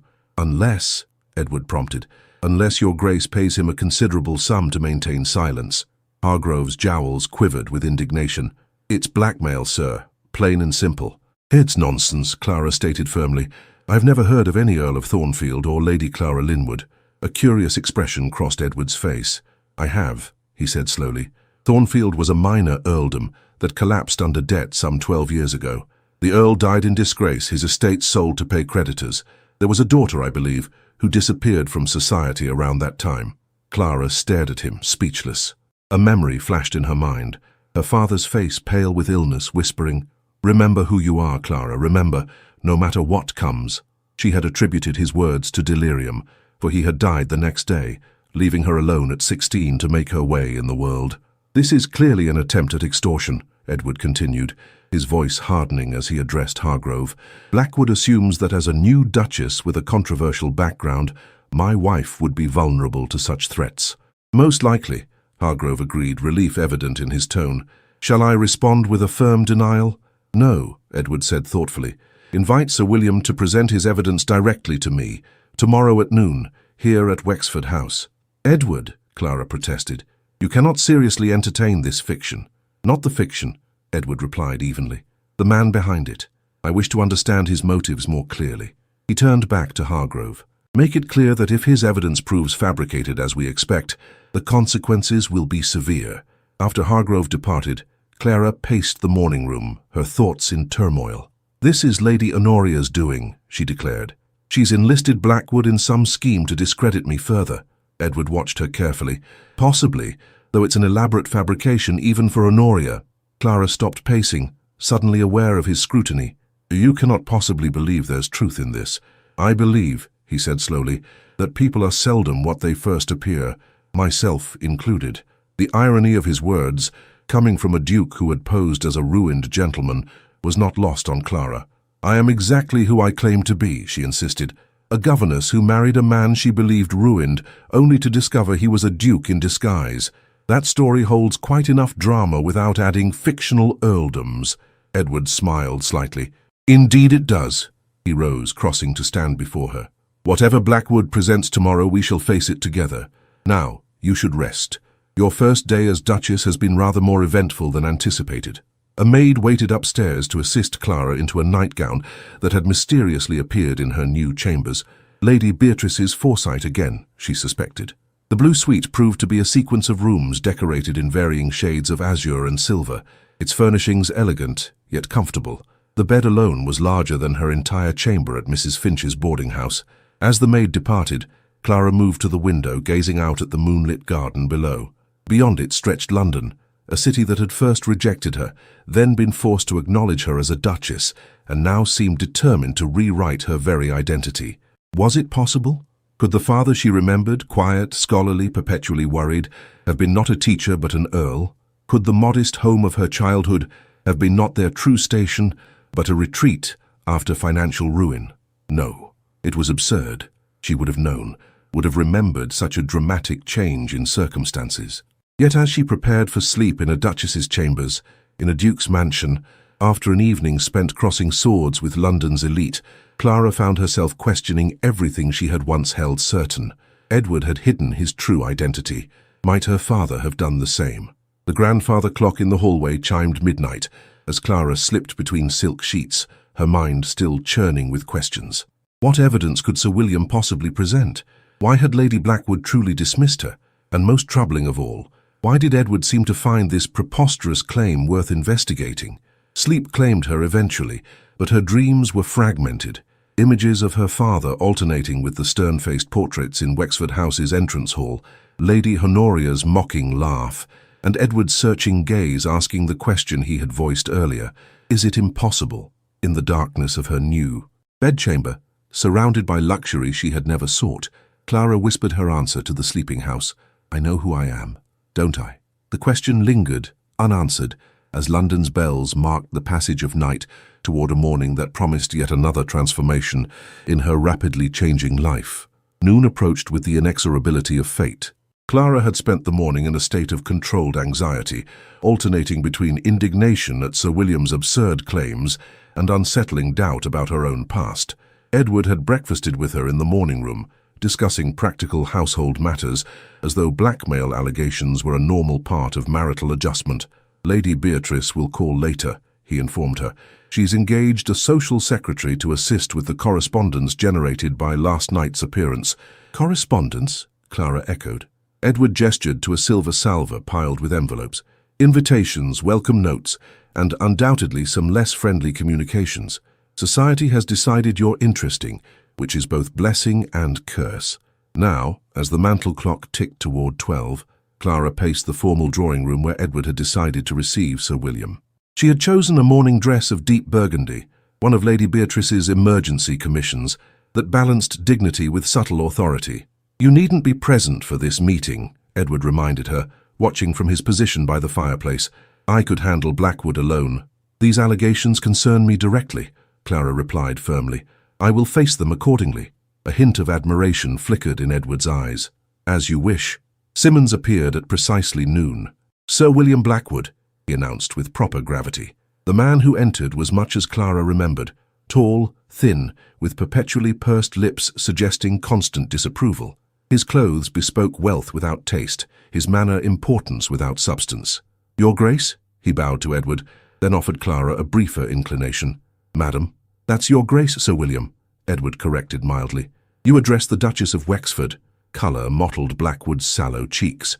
Of course, forgive the oversight. Please be seated. Edward indicated a chair positioned to catch unflattering light from the window, a subtle power play Clara might not have noticed days earlier. I understand you claim to possess information regarding the Duchess's background. Sir William settled himself, placing a leather portfolio on his lap. Indeed, Your Grace. Information that came to light during her employment in my household. Which ended how long ago? Edward inquired. 6 weeks, approximately. Yet you've only now found it necessary to bring forward these discoveries. Edward's tone suggested polite skepticism. I had no reason to pursue the matter until learning of your marriage. Sir William replied smoothly. A governess's history is of limited interest. A duchess's is quite another matter. How convenient, Clara observed, unable to maintain silence. What precisely do you allege, Sir William? He turned to her, his expression a mixture of condescension and calculation. Not allegation, Your Grace. Fact. You are not Clara Ellison, daughter of James Ellison, mathematics teacher. You are Lady Clara Linwood, only child of Jonathan Linwood, the late Earl of Thornfield. Clara laughed, though the sound held little humour. Absurd. I would surely recall being an earl's daughter. Would you? Sir William opened his portfolio, extracting several papers. If the transition occurred when you were young, if your father deliberately concealed your background to avoid creditors and scandal?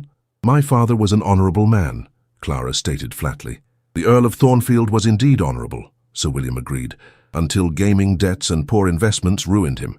After his estates were sold to satisfy creditors, he retreated to obscurity, taking his young daughter, you, and reinventing himself as a teacher. He handed a document to Edward, who examined it with a neutral expression before passing it to Clara. It was a death certificate for Clara Ellison, aged 9 years, dated 1849, from a village in Yorkshire. This proves nothing, Clara said, though her voice lacked conviction. Ellison is not an uncommon name. Indeed. Sir William produced another document, a faded newspaper clipping reporting the death of Jonathan Linwood, Earl of Thornfield, in 1853. Note the Earl left behind a daughter, Lady Clara, age 16. Clara's hands trembled slightly. 16. Her exact age when her father died. The coincidence was unsettling. Still circumstantial, Edward commented, though his tone had shifted subtly. Sir William smiled thinly. Perhaps this will prove more convincing. He withdrew a small portrait from his portfolio, a miniature of a young woman with chestnut hair and clear grey eyes, wearing a blue dress and pearl eardrops. The resemblance to Clara was unmistakable. Lady Clara Linwood, painted for her 16th birthday, Sir William announced. My wife discovered it among your possessions during your employment, hidden in the false bottom of your writing case. Clara stared at the portrait, memories suddenly assaulting her, her father placing it in her hands as he lay dying, whispering that it was her mother, that she must keep it safe always. But her mother had died when she was very young. She had no clear memories of her face. Where did you get this? She whispered. As I said, from your writing case. When confronted, you claimed it was your mother. Lady Blackwood's suspicions were aroused, leading to further investigation. Sir William's expression turned smug. The Linwood family features are quite distinctive. The portrait was easily identified by an expert. Edward rose, moving to stand beside Clara's chair, his presence steadying. You still haven't explained your purpose in bringing these matters forward, Sir William. Merely to establish truth, Blackwood replied unconvincingly. The Ton should know that the new Duchess of Wexford is actually of noble birth, if somewhat tarnished lineage. How altruistic, Edward remarked dryly. And this truth-seeking requires financial compensation, I understand. Sir William shifted uncomfortably. Compensation for my investigative efforts would be appropriate. My connections at the Herald's office don't come cheaply. I see. Edward's voice hardened. And if this compensation isn't forthcoming, you'll take your discoveries to the newspapers. Information finds its way into circulation, Blackwood hedged. The story of a duke unknowingly restoring an earl's daughter to her proper station would certainly interest the gossip columns. Clara found her voice at last. This is blackmail, Sir William. Nothing more. An unfortunate characterization, Your Grace.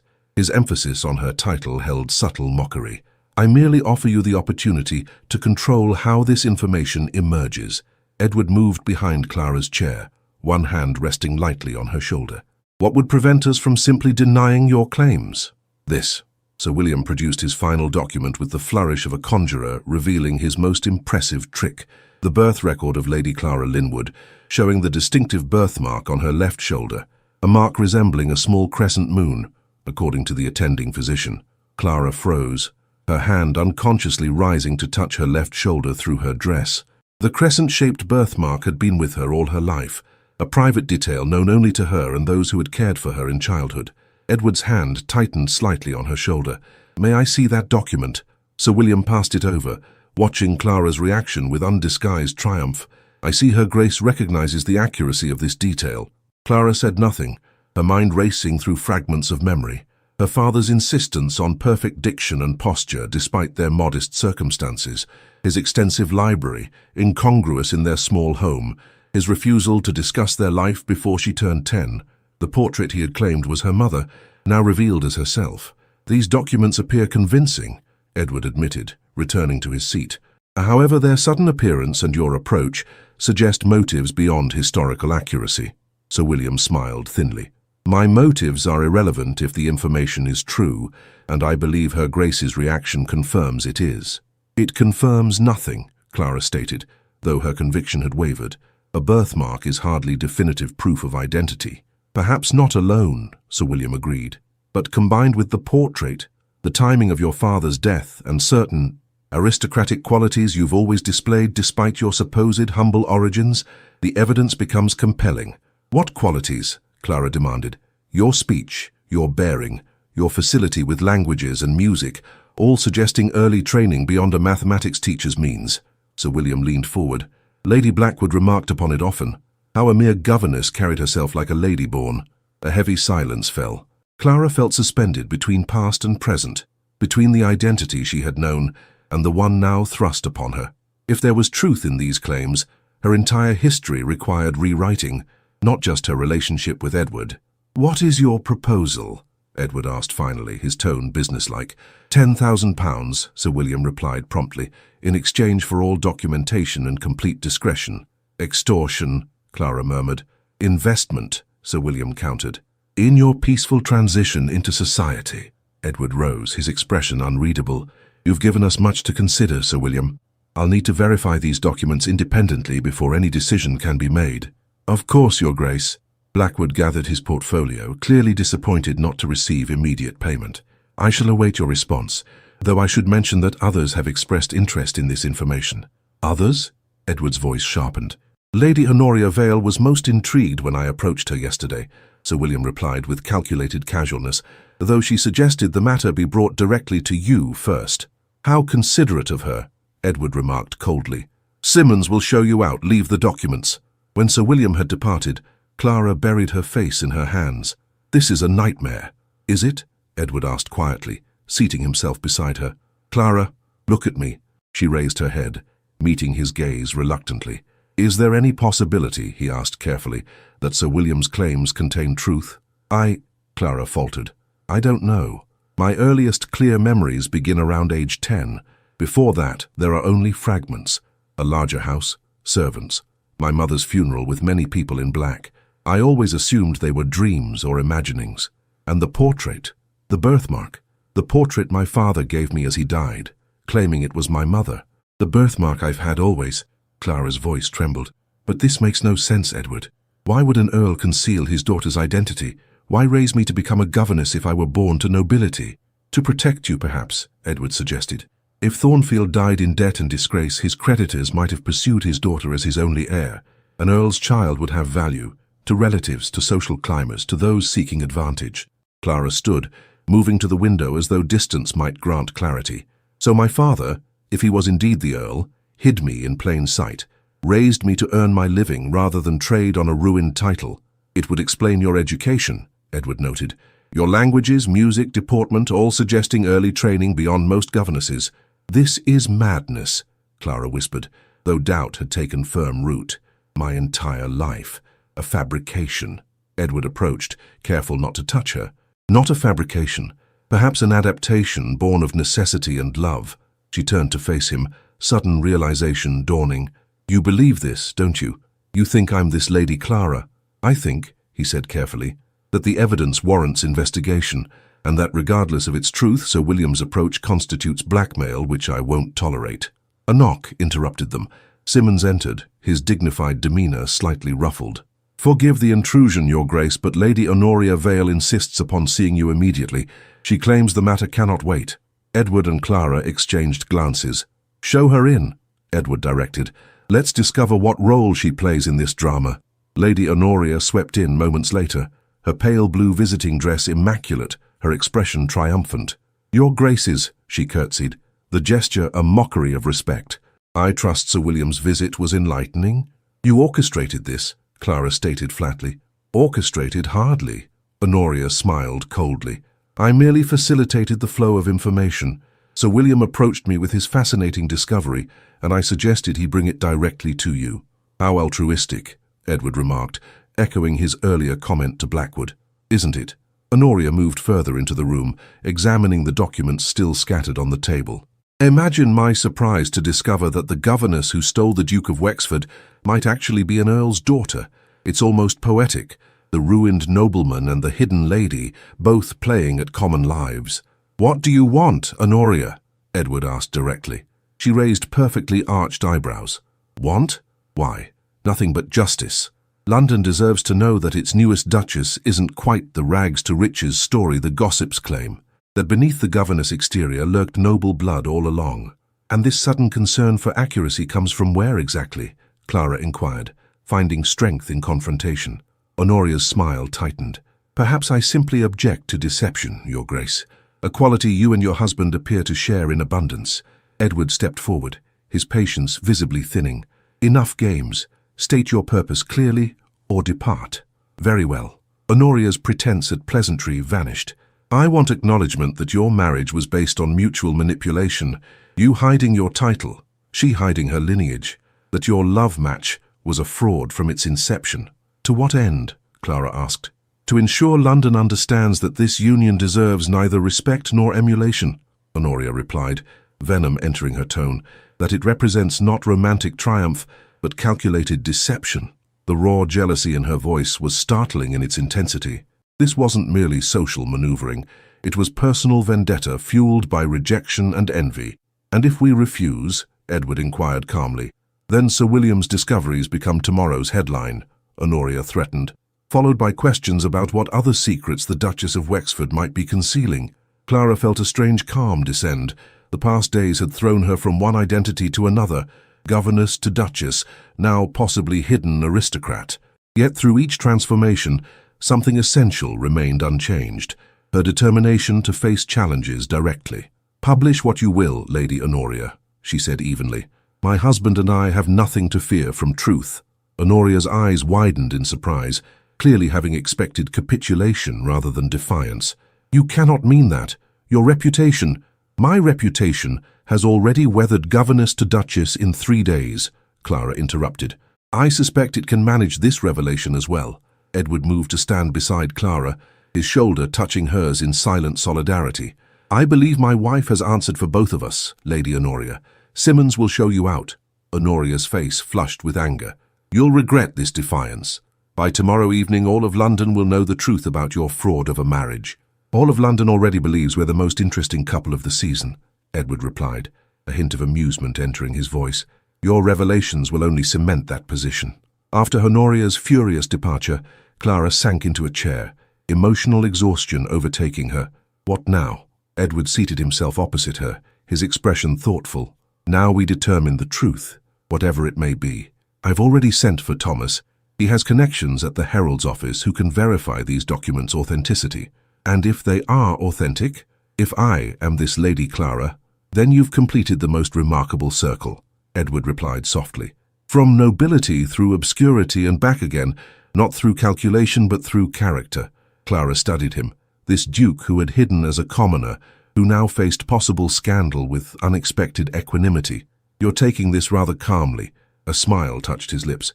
When one has spent months concealing a dukedom, one develops perspective on identity's fluid nature.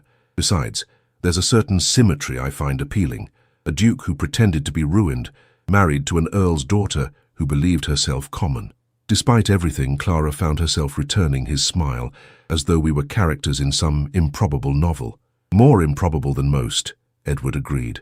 Though I suspect Lady Honoria fails to appreciate the romantic potential of our situation.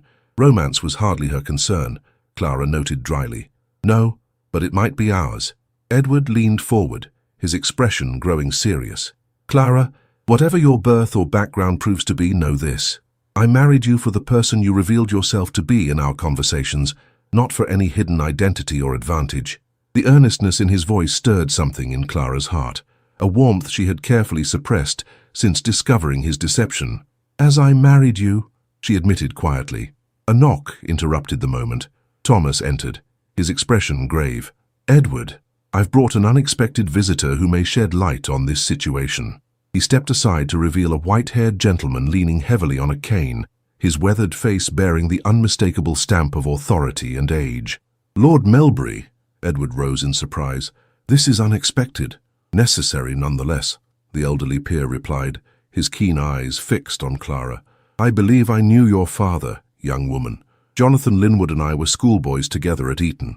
Clara stood, uncertain how to respond.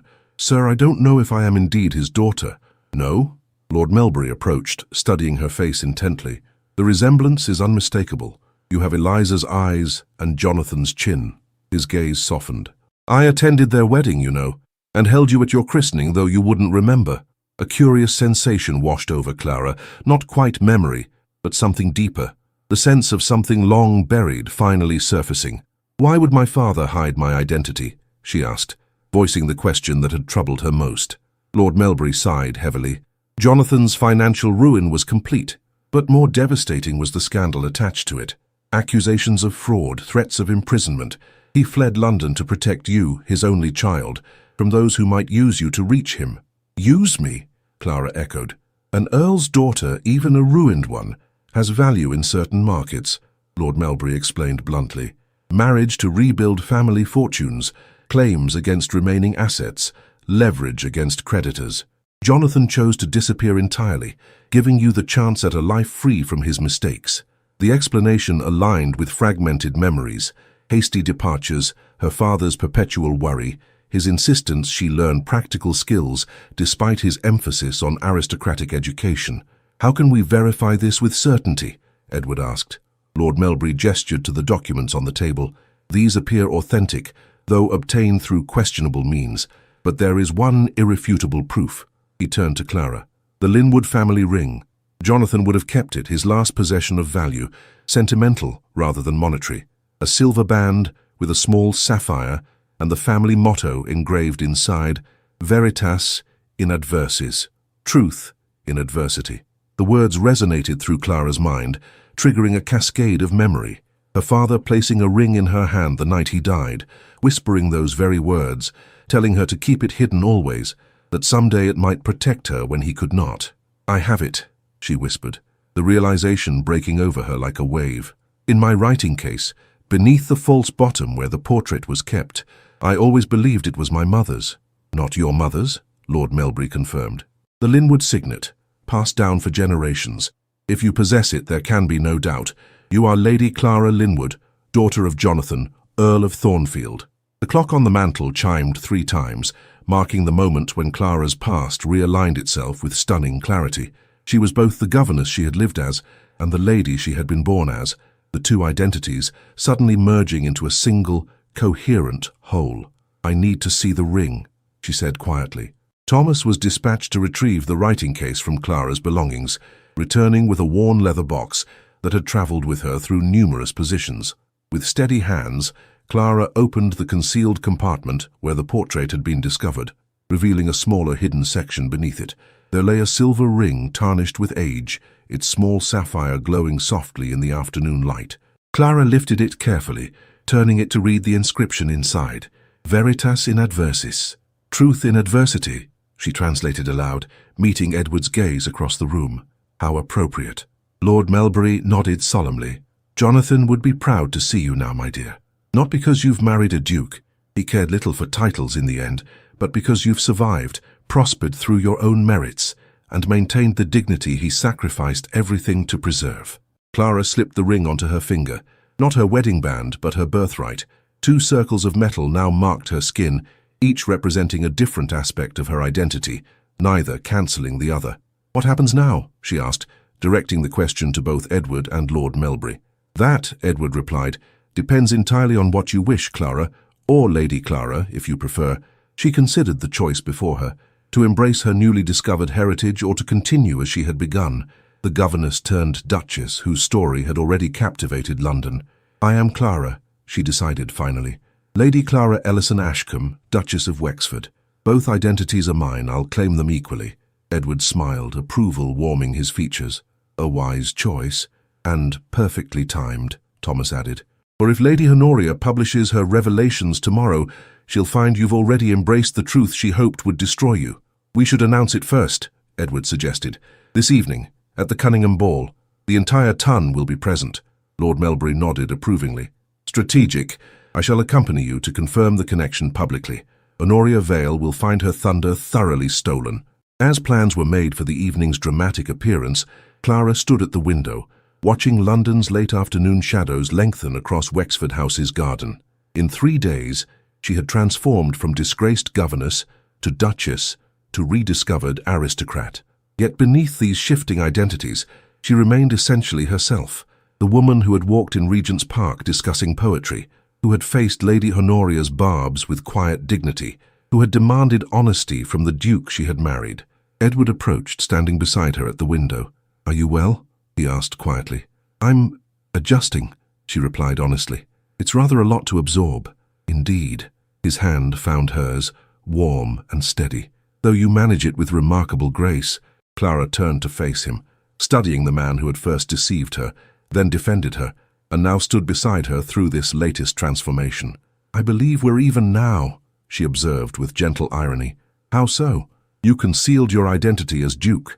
I unwittingly concealed mine as an Earl's daughter. Neither of us is precisely who the other first believed." Edward's laugh held genuine amusement. "A matched pair of impostors, it seems." "Perhaps not impostors," Clara corrected. "Simply people who found each other beneath the labels society assigns." His fingers tightened around hers, the gesture more intimate than any words. "Does this mean you might consider forgiving my deception?" "I'm considering it," Clara admitted, surprising herself with the truth of it. "Though proper atonement may require considerable effort on your part." "I am entirely at your disposal, Your Grace," Edward replied, a smile warming his voice, "for however long it takes." The grandfather clock in the hall chimed the quarter hour, reminding them of the evening ahead. Another performance for London society, another transformation to navigate. Yet as Clara prepared to face the ton again, this time as the rediscovered Lady Clara, as well as the Duchess of Wexford, she felt a curious sense of completion, as though scattered pieces of her life were finally assembling into a coherent whole. Edward offered his arm with formal courtesy that barely concealed growing affection. "Shall we prepare to scandalize London society once more, my Lady Duchess?" Clara placed her hand on his sleeve, the Linwood signet ring gleaming beside her wedding band. "I believe we shall, Your Grace, I believe we shall." 6 months later, the morning room of Wexford House basked in spring sunshine, its windows open to admit the scent of new blossoms from the garden below. Clara sat at the writing desk, correspondence spread before her. Invitations, charitable appeals, letters from tenants on the various Wexford estates. The season was in full swing, and the Duke and Duchess had become its undisputed centerpiece, their story evolving from scandal to romance in London's capricious estimation. The door opened softly as Edward entered, fresh from a morning ride. "More admirers demanding your attention?" he inquired, nodding toward the letters. "Supplicants, more accurately," Clara replied with a smile. "The Foundling Hospital seeks patronage, and Lady Melbury wishes us to lead the subscription for her new school for governesses." "How appropriate," Edward observed, moving to stand behind her chair. His hands came to rest lightly on her shoulders, a gesture of intimacy that had developed gradually over the months of their marriage. "You're uniquely qualified to understand both the students and their future charges." Clara leaned back slightly, allowing herself the pleasure of his touch. Their relationship had evolved through careful steps, from wariness to understanding, from understanding to friendship, and finally, in recent weeks, to something deeper and more profound. "Lady Honoria departs for the continent next week," she remarked, setting aside a particularly vicious note from that quarter. "Apparently London has grown tiresome." "London has grown unsympathetic to her particular brand of malice," Edward corrected. "Her revelation of your identity backfired rather spectacularly." Indeed it had. Their preemptive announcement at the Cunningham Ball, with Lord Melbury's authoritative confirmation, had transformed potential scandal into romantic legend. Far from damaging their standing, the discovery that the new Duchess of Wexford was actually Lady Clara Linwood, long-lost daughter of the Earl of Thornfield, had cemented their position as the season's most fascinating couple. "The Times called us fairy tale aristocracy yesterday," Clara noted with gentle irony, "though I suspect real fairy tales involve considerably less paperwork." She gestured to the stack of estate documents awaiting Edward's attention. He laughed, the sound no longer rare in their household. Perhaps we should commission a more accurate version, the Duke and Duchess who spent their days reviewing tenant requests and agricultural reports. Hardly the stuff of legend, Clara agreed, rising from the desk.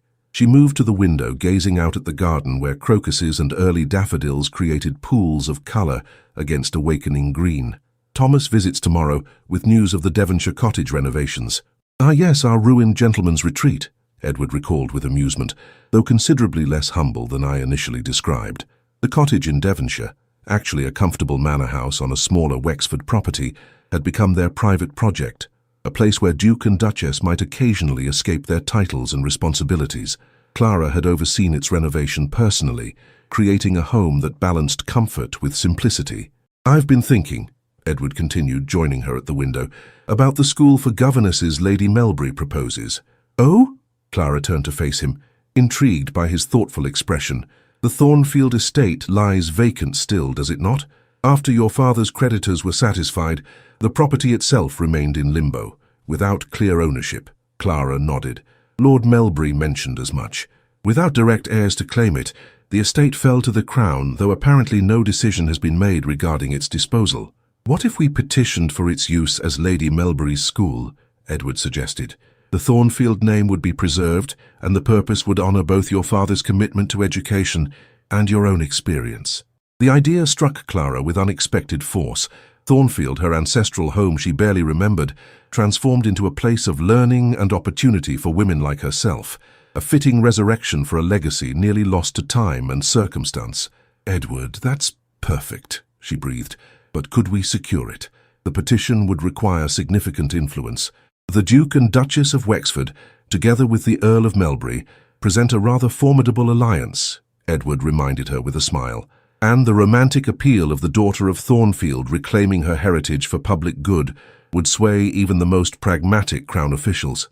Clara rose on tiptoe to kiss his cheek, a gesture still novel enough to bring colour to both their faces. Thank you for understanding why this matters. I understand you, he replied simply. As you have come to understand me. That understanding had developed slowly, through quiet conversations in this very room, through shared duties at the Wexford estates, through the gradual revelation of histories both had kept guarded. Clara had learned of Edward's difficult relationship with his father, his military service in India, his genuine discomfort with the privileges his title conferred. Edward had discovered Clara's passionate commitment to education, her quiet strength forged through years of self-reliance, her ability to navigate between worlds without losing her essential self. A knock at the door interrupted their moment of companionable silence. Simmons entered, bearing a silver salver with a single letter. From Lady Beatrice, Your Grace, he announced, presenting it to Clara. Her footman awaits a response. Clara broke the seal, reading quickly. Your aunt invites us to dine this evening. Apparently she has news that cannot wait until tomorrow's planned visit. Intriguing, Edward remarked. Aunt Beatrice rarely indulges in suspense. I shall write our acceptance immediately. Clara returned to the desk, penning a brief note that Simmons carried away with dignified efficiency. When they were alone again, Edward approached, taking her hand in his. Before we are swept into whatever drama Aunt Beatrice has orchestrated, there is a matter I wish to discuss. The serious note in his voice caught Clara's attention. Is something wrong? On the contrary. His thumb traced the outline of the Linwood signet ring she still wore alongside her wedding band. I've been reflecting on our unusual beginning, the deceptions, revelations, and transformations that brought us together. Clara nodded, wondering where his thoughts led. When I proposed to you at Mrs. Finch's boarding house, I offered marriage as mutual protection against society's cruelties, Edward continued. A practical arrangement born of necessity and, I admitted then, genuine regard. I remember, Clara said softly. What I did not admit, could not admit then, was the deeper truth. His gaze met hers directly. That in our conversations in Regent's Park, in your quiet dignity despite injustice, I had discovered something I never expected to find. A woman whose mind and spirit called to mine across all barriers of circumstance and position. Clara's breath caught. Though their relationship had deepened over recent months, neither had spoken openly of love, as though the word itself might shatter the careful trust they had built. I deceived you about my title, Edward acknowledged, his voice low and earnest. But I never deceived you about my feelings, though I expressed them inadequately. I admired you then. I love you now.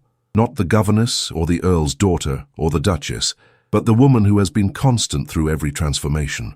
The simple declaration, delivered without artifice or elaborate language, touched Clara more deeply than any formal poetry might have done.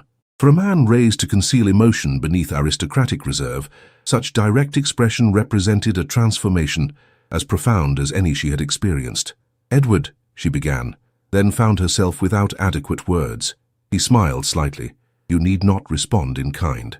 I know trust builds slowly after betrayal. I merely wished you to know the truth of my heart, whatever you choose to do with that knowledge."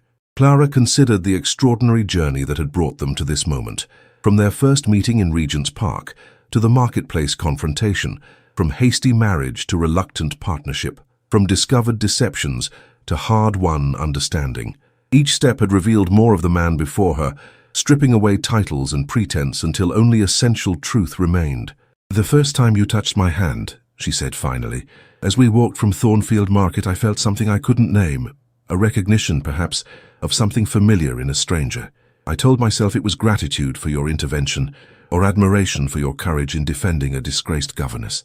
Edward waited, patient and attentive, as she found her way through memory to present truth. "Later, when I discovered your deception, that feeling seemed a fool's delusion," Clara continued. "Yet it persisted through anger and disappointment, growing stronger as I came to know the man beneath both masks, the ruined gentleman and the reluctant duke." She stepped closer, placing her free hand against his chest, feeling his heartbeat strong and steady beneath her palm. "I love that man, Edward. Not for what he possesses or what title he bears, but for who he has revealed himself to be, in kindness and integrity, in faults acknowledged and amends made, in the courage to speak truth even when it risks rejection." His arms encircled her with gentle certainty, drawing her close. "Clara," he whispered, her name a benediction on his lips. "We began in deception," she murmured, "but we need not continue in it, not with each other." Their kiss, when it came, held the warmth of spring after winter's long absence, tender yet profound, a promise of seasons yet to unfold between them. Not the first kiss of their marriage, but the first untainted by reservation or doubt, the first fully claimed by hearts as well as lips. When they parted, Edward's smile held wonder tinged with mischief. What will society make of this development, I wonder? A duke and duchess who married first and fell in love after. "Society may think what it wishes," Clara replied, her own smile echoing his. "We've given them quite enough entertainment already." The afternoon sun streamed through the windows, illuminating two figures standing close together in the morning room of Wexford House. No longer strangers navigating unfamiliar terrain, but partners finding their way to shared purpose and mutual joy. Later, as their carriage carried them toward Lady Beatrice's dinner party, Clara gazed out at the London streets where her journey had begun, first as a governess, seeking modest employment, then as a duchess, navigating treacherous social waters. The city had rejected her, then reluctantly accepted her, and finally embraced the romantic legend she and Edward had inadvertently created. Edward's hand found hers in the carriage's privacy. "What are you thinking?" "About endings and beginnings," Clara replied honestly, "and how difficult it is sometimes to distinguish between them." "Philosophical as always," he noted with affection. "Practical, rather," she corrected. "Tomorrow I begin interviews for teachers at the Thornfield School for Governesses. Today I received confirmation that the royal petition has been approved. The estate will be transferred to the school's trust next month." Edward's expression warmed with pride. "You've accomplished in 6 months what most could not achieve in years." "We have accomplished it," Clara amended. "Your influence opened doors. Lady Beatrice's connections secured patronage. Lord Melbury's testimony convinced the Crown Commissioners." "Your vision drives it all," Edward insisted. "The governess who became a duchess, using both perspectives to create something new." The carriage slowed as they approached Lady Beatrice's elegant townhouse. Footmen appeared to assist their descent, bowing deeply as Edward handed Clara down the carriage steps. "Your Graces," Lady Beatrice's butler greeted them at the door. "Her ladyship awaits you in the drawing-room." They found Lady Beatrice entertaining not only Thomas Hale, whose presence they had expected, but also the Dowager Countess of Melbury, whose approval at the Harrington musical evening had begun their social acceptance, and Lord Melbury himself, resplendent in evening dress despite his advanced years. "Ah, the guests of honour arrive," Lady Beatrice exclaimed, rising to embrace Clara with unexpected warmth. "My dear, you look positively radiant. Marriage agrees with you at last, I see. The knowing glint in her eye suggested Lady Beatrice had observed the shift in their relationship long before either had acknowledged it openly. Clara felt colour rise in her cheeks, but did not contradict her astute aunt by marriage. "You summoned us with promises of important news," Edward reminded his aunt after greetings had been exchanged. "Has war been declared, or merely a new fashion decreed from Paris?" "Neither, impertinent boy," Lady Beatrice replied with affection, "though what I have to share may prove equally revolutionary in certain circles." She gestured for them to be seated. "Lord Melbury has received word from his contacts at the College of Arms." Clara glanced at the elderly peer, whose expression combined satisfaction with barely suppressed excitement. "What word?" she asked. "Regarding the Thornfield title," Lord Melbury explained. "While the estates were sold to satisfy creditors, the earldom itself merely fell dormant upon your father's death, without recognized male heir. As most titles do when the male line ends," Edward noted. "Indeed," Lord Melbury continued. "However, research conducted for the school project revealed an unusual clause in the original letters patent that created the Thornfield earldom in 1672. Unlike most peerages, Thornfield was granted with remainder to heirs of the body lawfully begotten, without specifying male heirs exclusively. A profound silence fell as the implications of this revelation dawned on those present. "Are you suggesting," Clara began carefully, "that the Thornfield title did not become extinct upon my father's death? I am stating with certainty," Lord Melbury replied, "that as Jonathan Linwood's only legitimate child, you are rightfully the Countess of Thornfield in your own right." Clara stared at him, momentarily speechless. After months of adjusting to her identity as Lady Clara, after finally growing comfortable as Duchess of Wexford, this new revelation threatened to upend her sense of self once more. "But this is extraordinary," Thomas exclaimed into the silence. "A Countess Suaujure in her own right is exceptionally rare. 5 currently exist," the Dowager Countess of Melbury supplied with precision. "You would be the 6th, my dear." Edward's hand found Clara's, squeezing gently in silent support. "What does this mean practically?" he asked, addressing the question Clara herself was too overwhelmed to voice. "It means," Lady Beatrice explained with evident satisfaction, "that our Clara is not merely the Duchess of Wexford by marriage, but the Countess of Thornfield by birth and right, a peeress twice over from different directions. The College of Arms has verified the letters patent," Lord Melbury added. "The formal recognition requires only your petition, which I have taken the liberty of preparing." He withdrew a document from his inner pocket, placing it on the table before Clara. "The title cannot restore the estates, of course, but it acknowledges your rightful heritage in the peerage." Clara gazed at the document, emotions swirling too rapidly to name. From governess to duchess to countess in her own right, each identity revealing new facets of a life she had thought simple and straightforward mere months ago. "You needn't decide immediately," Edward assured her, his voice gentle. "But you must decide eventually," the Dowager Countess interjected with characteristic directness. "The title is yours by right of blood. Whether you claim it or allow it to remain dormant affects not only yourself, but future generations." Future generations. The phrase caught Clara's attention, conjuring images of children yet unborn. Children who might someday inherit both Wexford from their father and Thornfield from their mother, united in bloodlines that had found each other against all probability. "I will sign the petition," Clara decided, her voice quiet but firm. "Not for the honor it confers, but for the truth it represents.